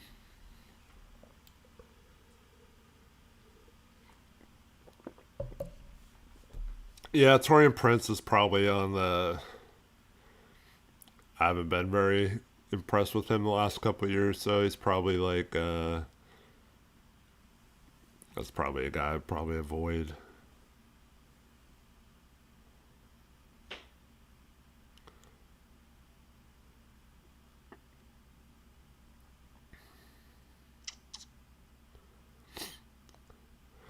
Marv wants the Blazers to have a little basketball foresight, stay away from the overpaid injury prone bets, and look for indicators pointing toward the next guys to break out. I mean, obviously, if they can get a Deni type trade at a different position or like a different role, of course, I think 100% we take that. Yeah. Could we get a first for JG? No, nah. I think it's more likely we would have to include a first for his contract.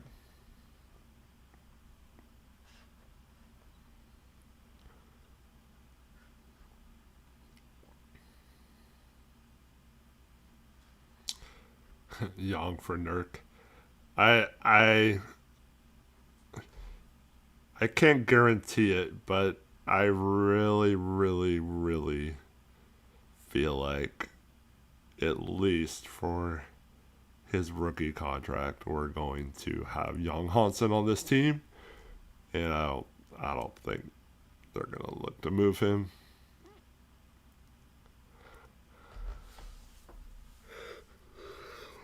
Landon says better question is, can we not give a first and get rid of JG? Yeah. See, I don't think it makes sense. I've said this pretty consistently since we re-signed Dame and traded for Jrue.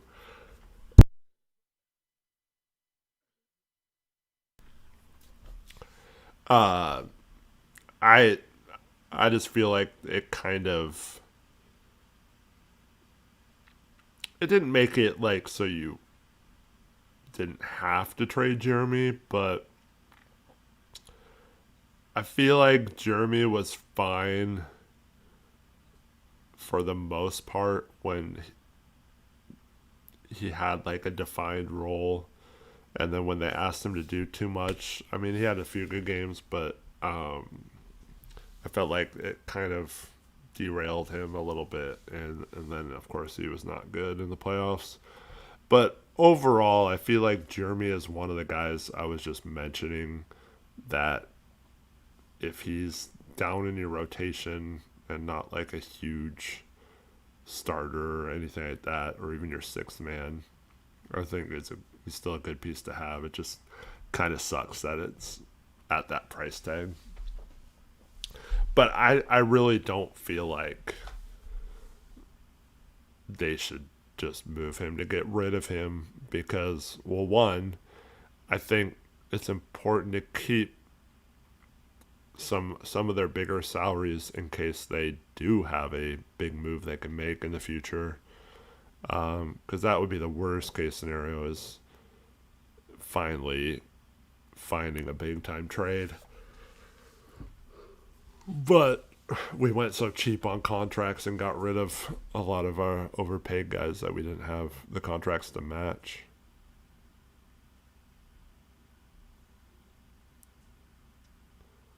Yeah. Um. Oh. Sorry, Gray. I meant to read off your super chat earlier. Gray, who investigates with a $5 donation, says, "Hey, why do you think LaMarcus is around assistant big man coach?" They did show some footage of him kind of coaching City Sissoko a little bit, but it really just seems like somehow just being in Texas together, LaMarcus and Tom Dunnan became friends, and just seems like that's it. I mean, would I be surprised if LaMarcus was back in some capacity? No, it wouldn't shock me, but I don't know. It just doesn't feel like he's. Um,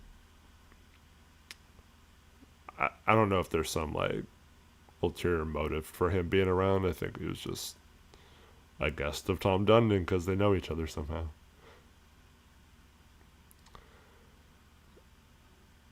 Landon asked if I saw the video of Blake Wesley saying he doesn't mess with CP3. Yeah, I did see that. And also saw a podcast where CP3 said I don't know exactly how he phrased it, but something about he took the role of one of the younger guys and felt bad about it or something. And so a lot of people are speculating that was Blake Wesley, and I don't know. But, I mean, Blake Wesley wasn't that good in San Antonio either, so I don't know if he really should be mad at Chris Paul for that.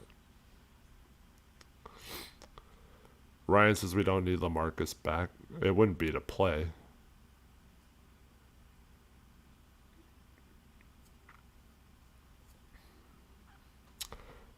Nick says John Morant. I've been completely against John Morant, but if you could get him for nothing and have him off your bench, I don't maybe that's what you do. Yeah.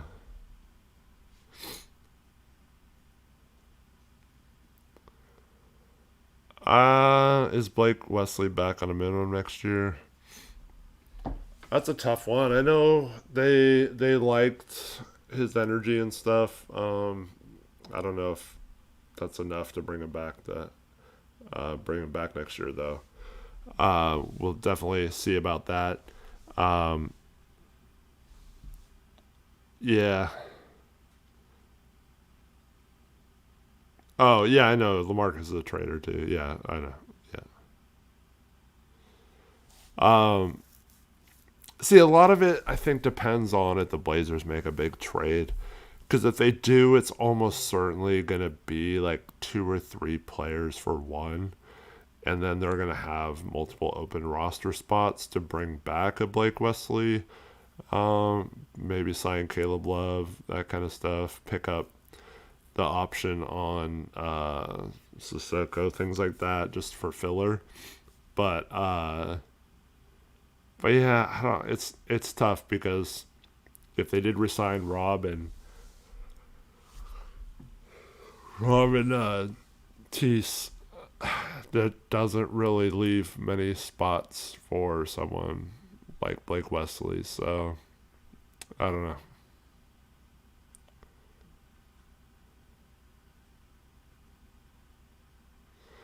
Yep. But yeah, it should be a fun draft and all. Fun draft, fun off season. Um, the Blazers under Cronin have made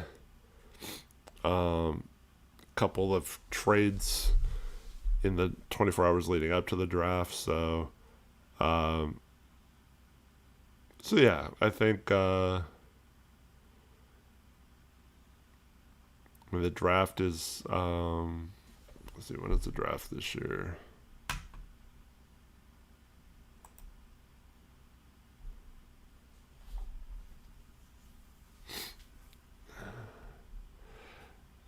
Tristan says, to be fair to Marcus, wasn't there some miscommunication about him with Dame in the front office and stuff? No. The miscommunication was that he was jealous that Adidas put a billboard by the Moda Center featuring Dame, and he wanted to be the face of the team or whatever. I think the draft is on June 24th, so yeah, we're a month and 23, 22 days away from the draft, so let's go. It's just disappointing that the Blazers don't have a pick. I mean, it was cool to make the playoffs, don't get me wrong. I'm not complaining about that. I'm just saying I really love the draft, and I love when the Blazers have a draft pick to discuss. It just kind of takes away a whole element of the offseason that I love, and so that's a shame. But hopefully they can trade into the draft or something. Yeah. Landon asks, is it, in my opinion, is it more likely Thiago is the head coach or the field? Um, did you mention Cronin's interim coach comment? Uh, was that, I forget how Cronin phrased it. He was like,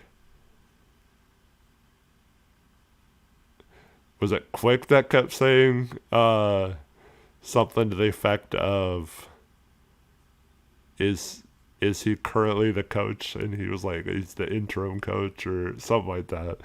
And then they kept asking about, is Chauncey, no, that was with Chauncey. They kept asking, is Chauncey currently the coach? And he was like, I can't comment. And then um and I'm pretty sure it was Quick. He was like, well, so he is still the coach of the team then? And he was like, yeah, it was just really awkward. Yeah, yeah.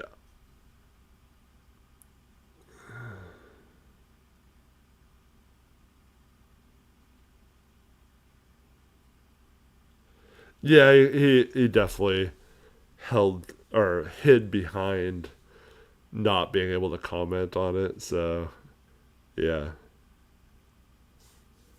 yeah. And then he got several questions about it. And man,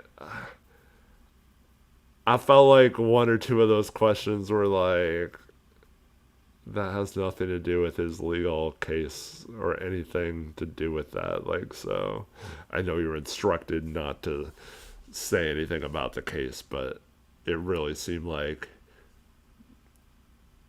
he was really searching for that Rasheed Wallace. Both teams played hard. Marshawn Lynch, I'm just here so I don't get fined type answer, just generic. Yeah.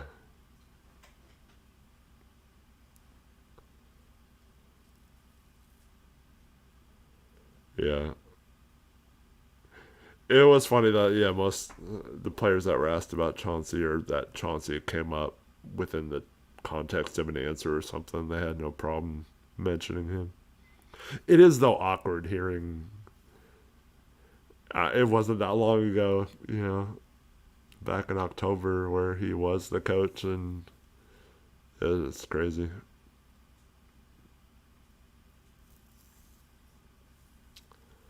Um, I didn't read too much into Dame talking about the Chauncey situation. I mean, obviously, he liked Chauncey when he was here before, and was excited to come back to a different scenario where they could actually try to win games and not tank.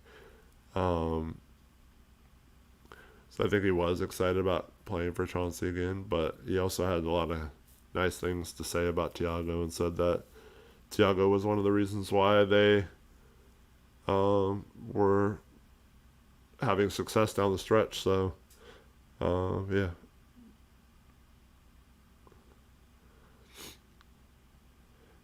Yeah, I'll never get that either, Landon. He says, to this day, I don't know how or why the FBI let him coach a game for us, knowing he was corrupted, or, yeah. Because allegedly he was being followed for some time in the days leading up to his arrest, and they had like a cop tailing him at all times. But yeah, it just seems funny that they waited till after the first game of the season to arrest him. Yeah.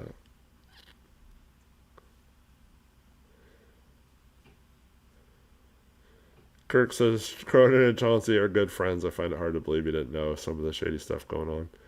Yeah, it's pretty tough to think that is, like, Cronin doesn't talk to him at all and just has no clue about this whole thing of Chauncey, because there's a lot of stuff out there once this came out about Chauncey, and people knowing a long time ago that he had rigged poker games and stuff. So, I mean, we're talking going back at least 7 or 8 years. So it's kind of funny. Yeah, people just play dumb and act like they don't know anything.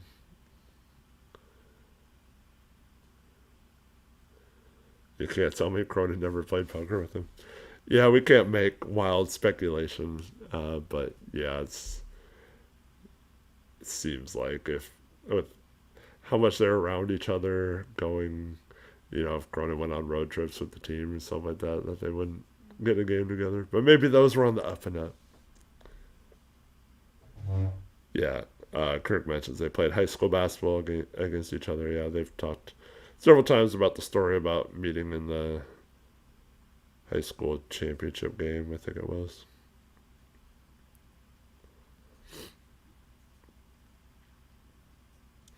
All right, well, it's been fun catching up with all of you. Really enjoy all the comments in chat. I'm glad you guys were here and active. Um, but yeah, it was really cool hanging out with you on a Friday night. Um, yeah, I mentioned this at the beginning of the show. Um, Rich might be unable to do streams for a while. Um, we knew this was a possibility when we uh, kind of threw this together, and decided to start doing content over here. And so yeah, we're just gonna have to play it by ear with him. Hopefully he's okay, and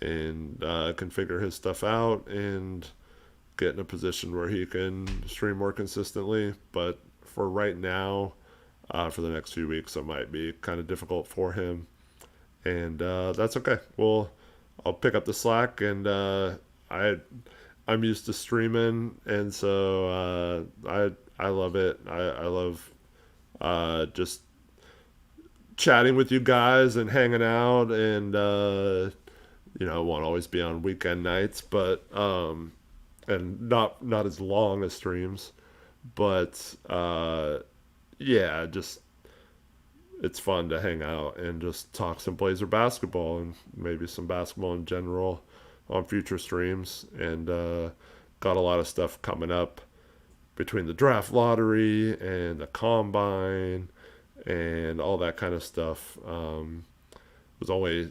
73 players, I think, invited to the combine, plus there's the G League combine that some of the players will get invited from. So probably looking at about 80 players total, which with 60 draft picks, there's not a lot of room for players outside of that group to get selected. So going to be a really small pool to draft from. Yeah, so be very interesting how that all plays out. And then of course, right after the draft, you have free agency starting less than a week after. And like I mentioned before, Rob Will and Matisse, being our own free agents, could re-sign prior to the free agency being open. So yeah, I think it'll be fun, and I can't wait. I mean, if the Blazers make a huge move, that's gonna create a lot of buzz, and I think even if they make some small, good, smart moves, it'll create some. But man, if they made a huge trade and we had all the hype of that going into next season, I mean, I know a lot of you were around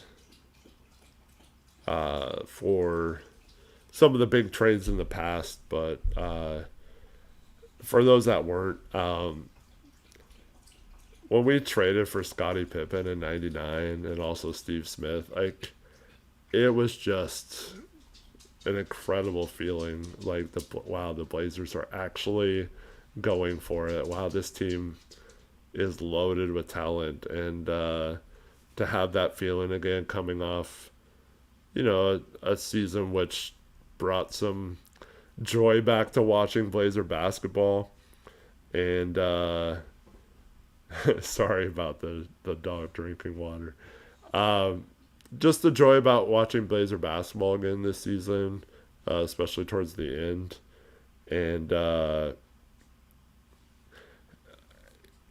to add to that with the hype of a big trade going into next season would just be awesome. And so hopefully the Blazers can pull something off, and we can talk about how much this team was going to improve off of this season. But yeah, we'll be, like I said, I want to do streams at least once a week. Coming up pretty soon, I'm going to have a little bit more free time than I'm accustomed to. So I might be able to put out some more videos and content and streams and stuff than I'm used to. I do want to, hit the draft and scouting stuff a little bit, because that is a passion of mine. So yeah, there'll probably be some stuff around that as well. Might get into some, depending on how much time I have, some more in-depth scouting type stuff. But nope, it's a boxer. Well, kind of a boxer. She's small for a boxer, but she yeah, we don't know if she's full boxer or not. Like, it doesn't seem like she is full boxer, but yeah. So no German Shepherd. I did have a German Shepherd growing up.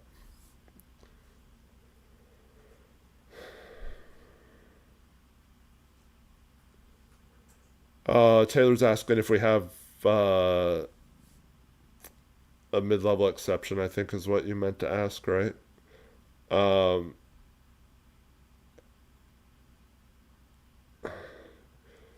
it kind of depends on the mid-level exception kind of depends on what we do with the bird rights for Thybulle and Rob Will. If we resign those guys, it might be tough to stay out of the apron and then use the full mid-level exception.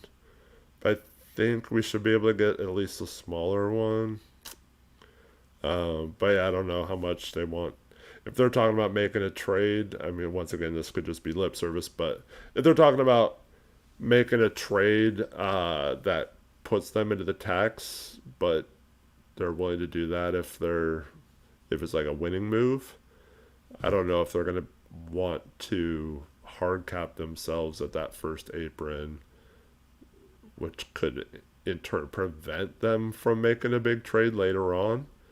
Um, so yeah, I don't know. I think a lot of it depends on how likely or if they can pull off a trade that adds salary. And then, like I said, just if they resign those two big free agents that they have. What's up, Alex?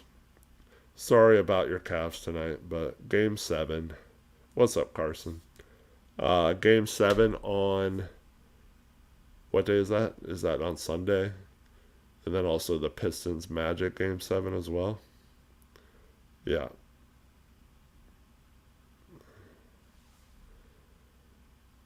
We have Deni's bird rights. We will. He's still under contract for 2 more years though, Gray. So not something they really have to worry about.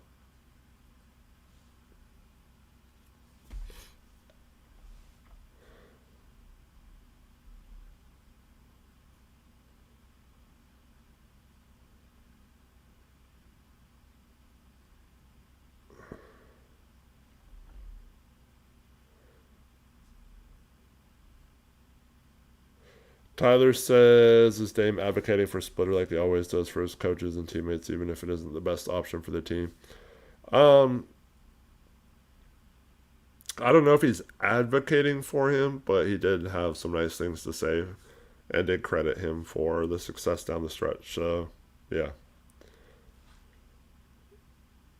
Um,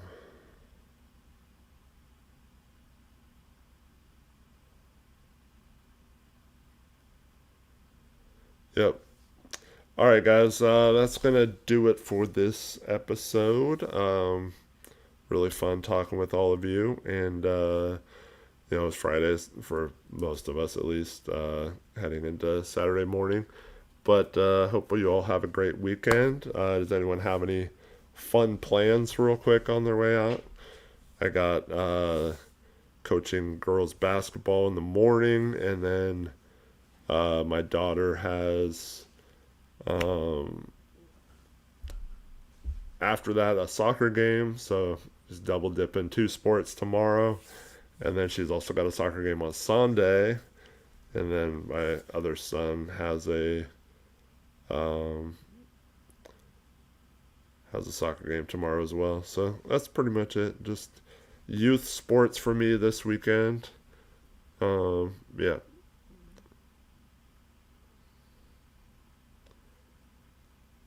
Um,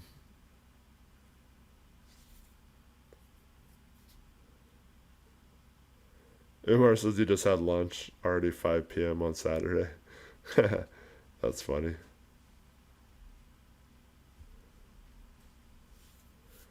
Um, I should not have to break any clipboards, Alex. My team, they were absolutely dominant in our first game last week. After you made fun of YMCA coaches, uh, thanks for that.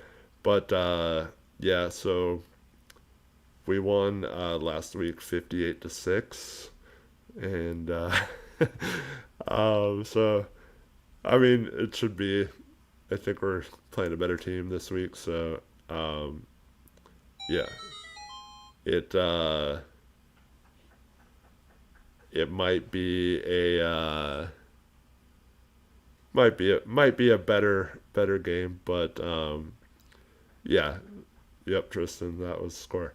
Anyways, they after we got up 30, they shut the scoreboard off, so it wasn't embarrassing. Um, yeah. So if this is Rich texting me, oh man, man,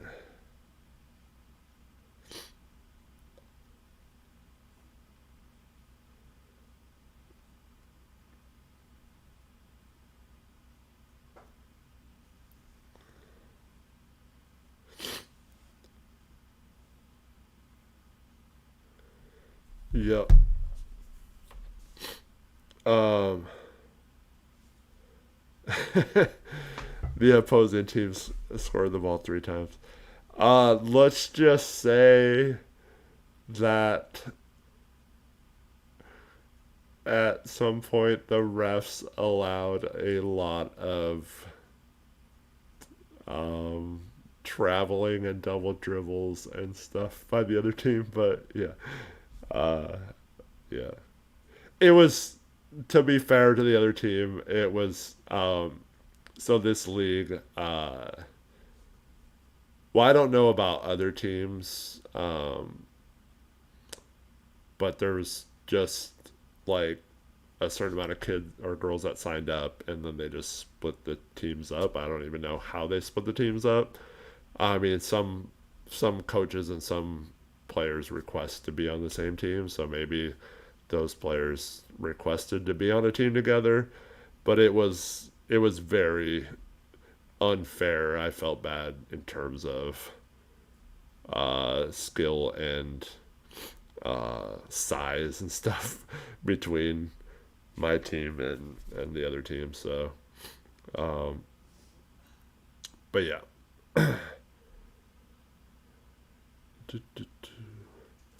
But yeah, I was trying to think of a way to like respectfully like not like win by so much. It's tough in basketball because you already can't full court press or double team or anything like that. So it's not like we're doing anything crazy. Yeah, 10 passes before shooting. I almost I almost think that's like more disrespectful sometimes, but um, yeah. But yeah, my daughter's a third grader, but we're playing in a fourth and fifth grade league, so she wanted to try playing up a league, so that's what we're doing. Don't get a tech. Yeah, I'm not getting a tech. I'm not gonna get that crazy. Um, yeah, if I'm playing, that's a different story. But I'm like Deni out there when I play. But man, I love coaching. It's so fun. It's great. If I could make that like a career, unfortunately, it's really hard to like get into the actual paying jobs for that. So, uh, yeah. Do we have our own Wemby or something? No, we don't have like a unicorn. We just have some pretty good players. And the cool part about it is, yeah. So the team, I am very big on finding the open pass and um, playing on selfish and stuff like that. Uh, and this team like really impressed me for it being their first game. How much they played like a team I wanted them to play like. Because a lot of, I mean, I'm used to coaching. This is my first time coaching this level girls. I've been coaching third and fourth grade girls the last 2 years, and it it takes a few games into the season usually to get them to start playing that way. But this was like right off the bat, and I was like, wow, these girls are already doing what I thought would take several weeks to do, especially since we only have one practice a week before the game. So, yeah, I was really impressed with them. What's the over under days until Tom's first big move? Yeah, I'm not sure. I'm not sure.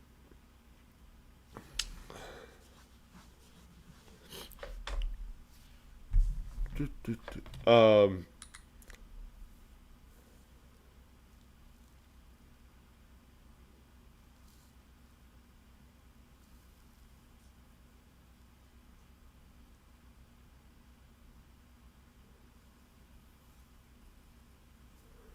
yeah.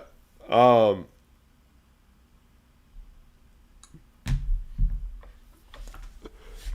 so, yeah, I might have misspoke a little bit when I was talking about Rich. Or I don't know what's going on, and I don't know. There's no like time frame or anything. So, but like I said, anytime he's not able to make it to the shows, I'm more than happy to do them. I enjoy doing them. So, yeah. Do we run a 2-3 zone? No. No. No zones. Just man to man. And at this age, it's an accomplishment if you just get all five players to get back on defense and find the right person they're guarding. So that's that's uh that's usually a success. Coaching hire would probably be the first big decision. Yeah, I'd imagine so.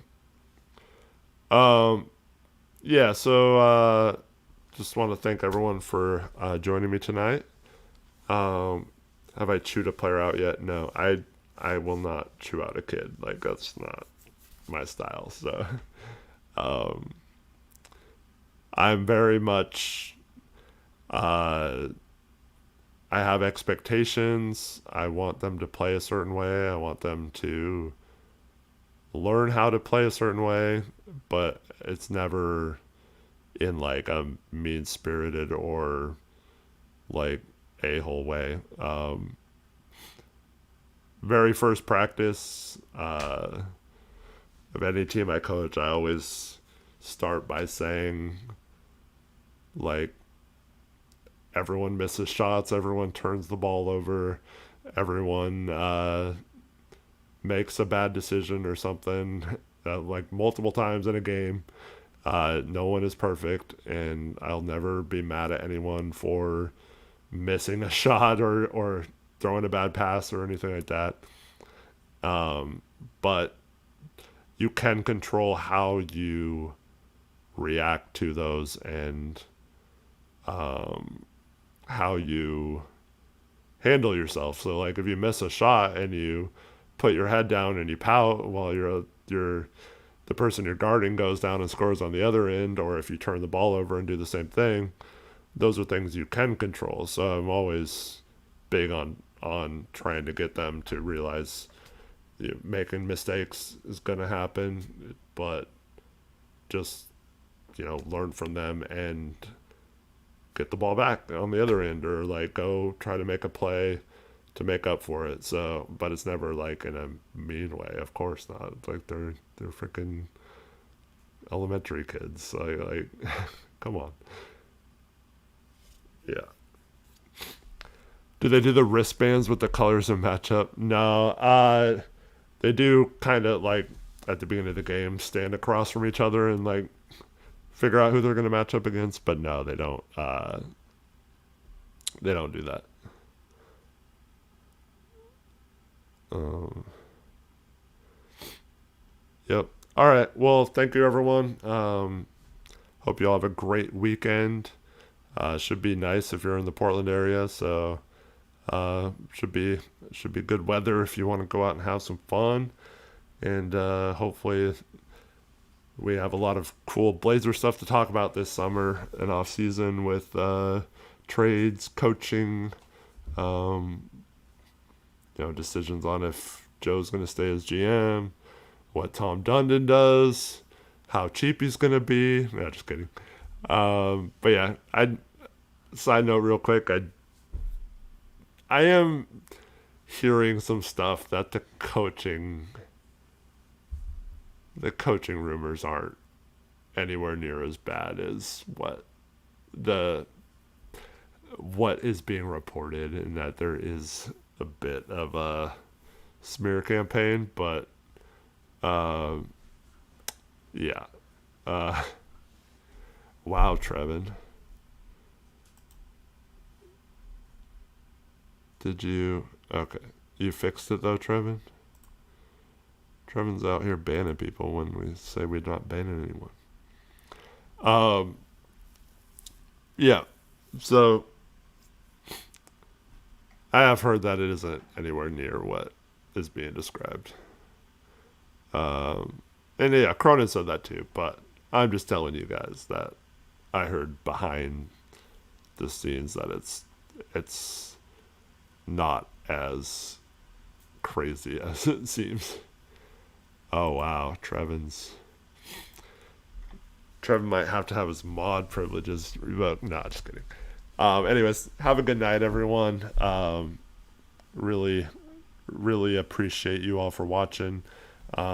Give you all a fist bump on the way out. Have a good weekend. We'll see you next time on Rip City Retro. Bye, everyone.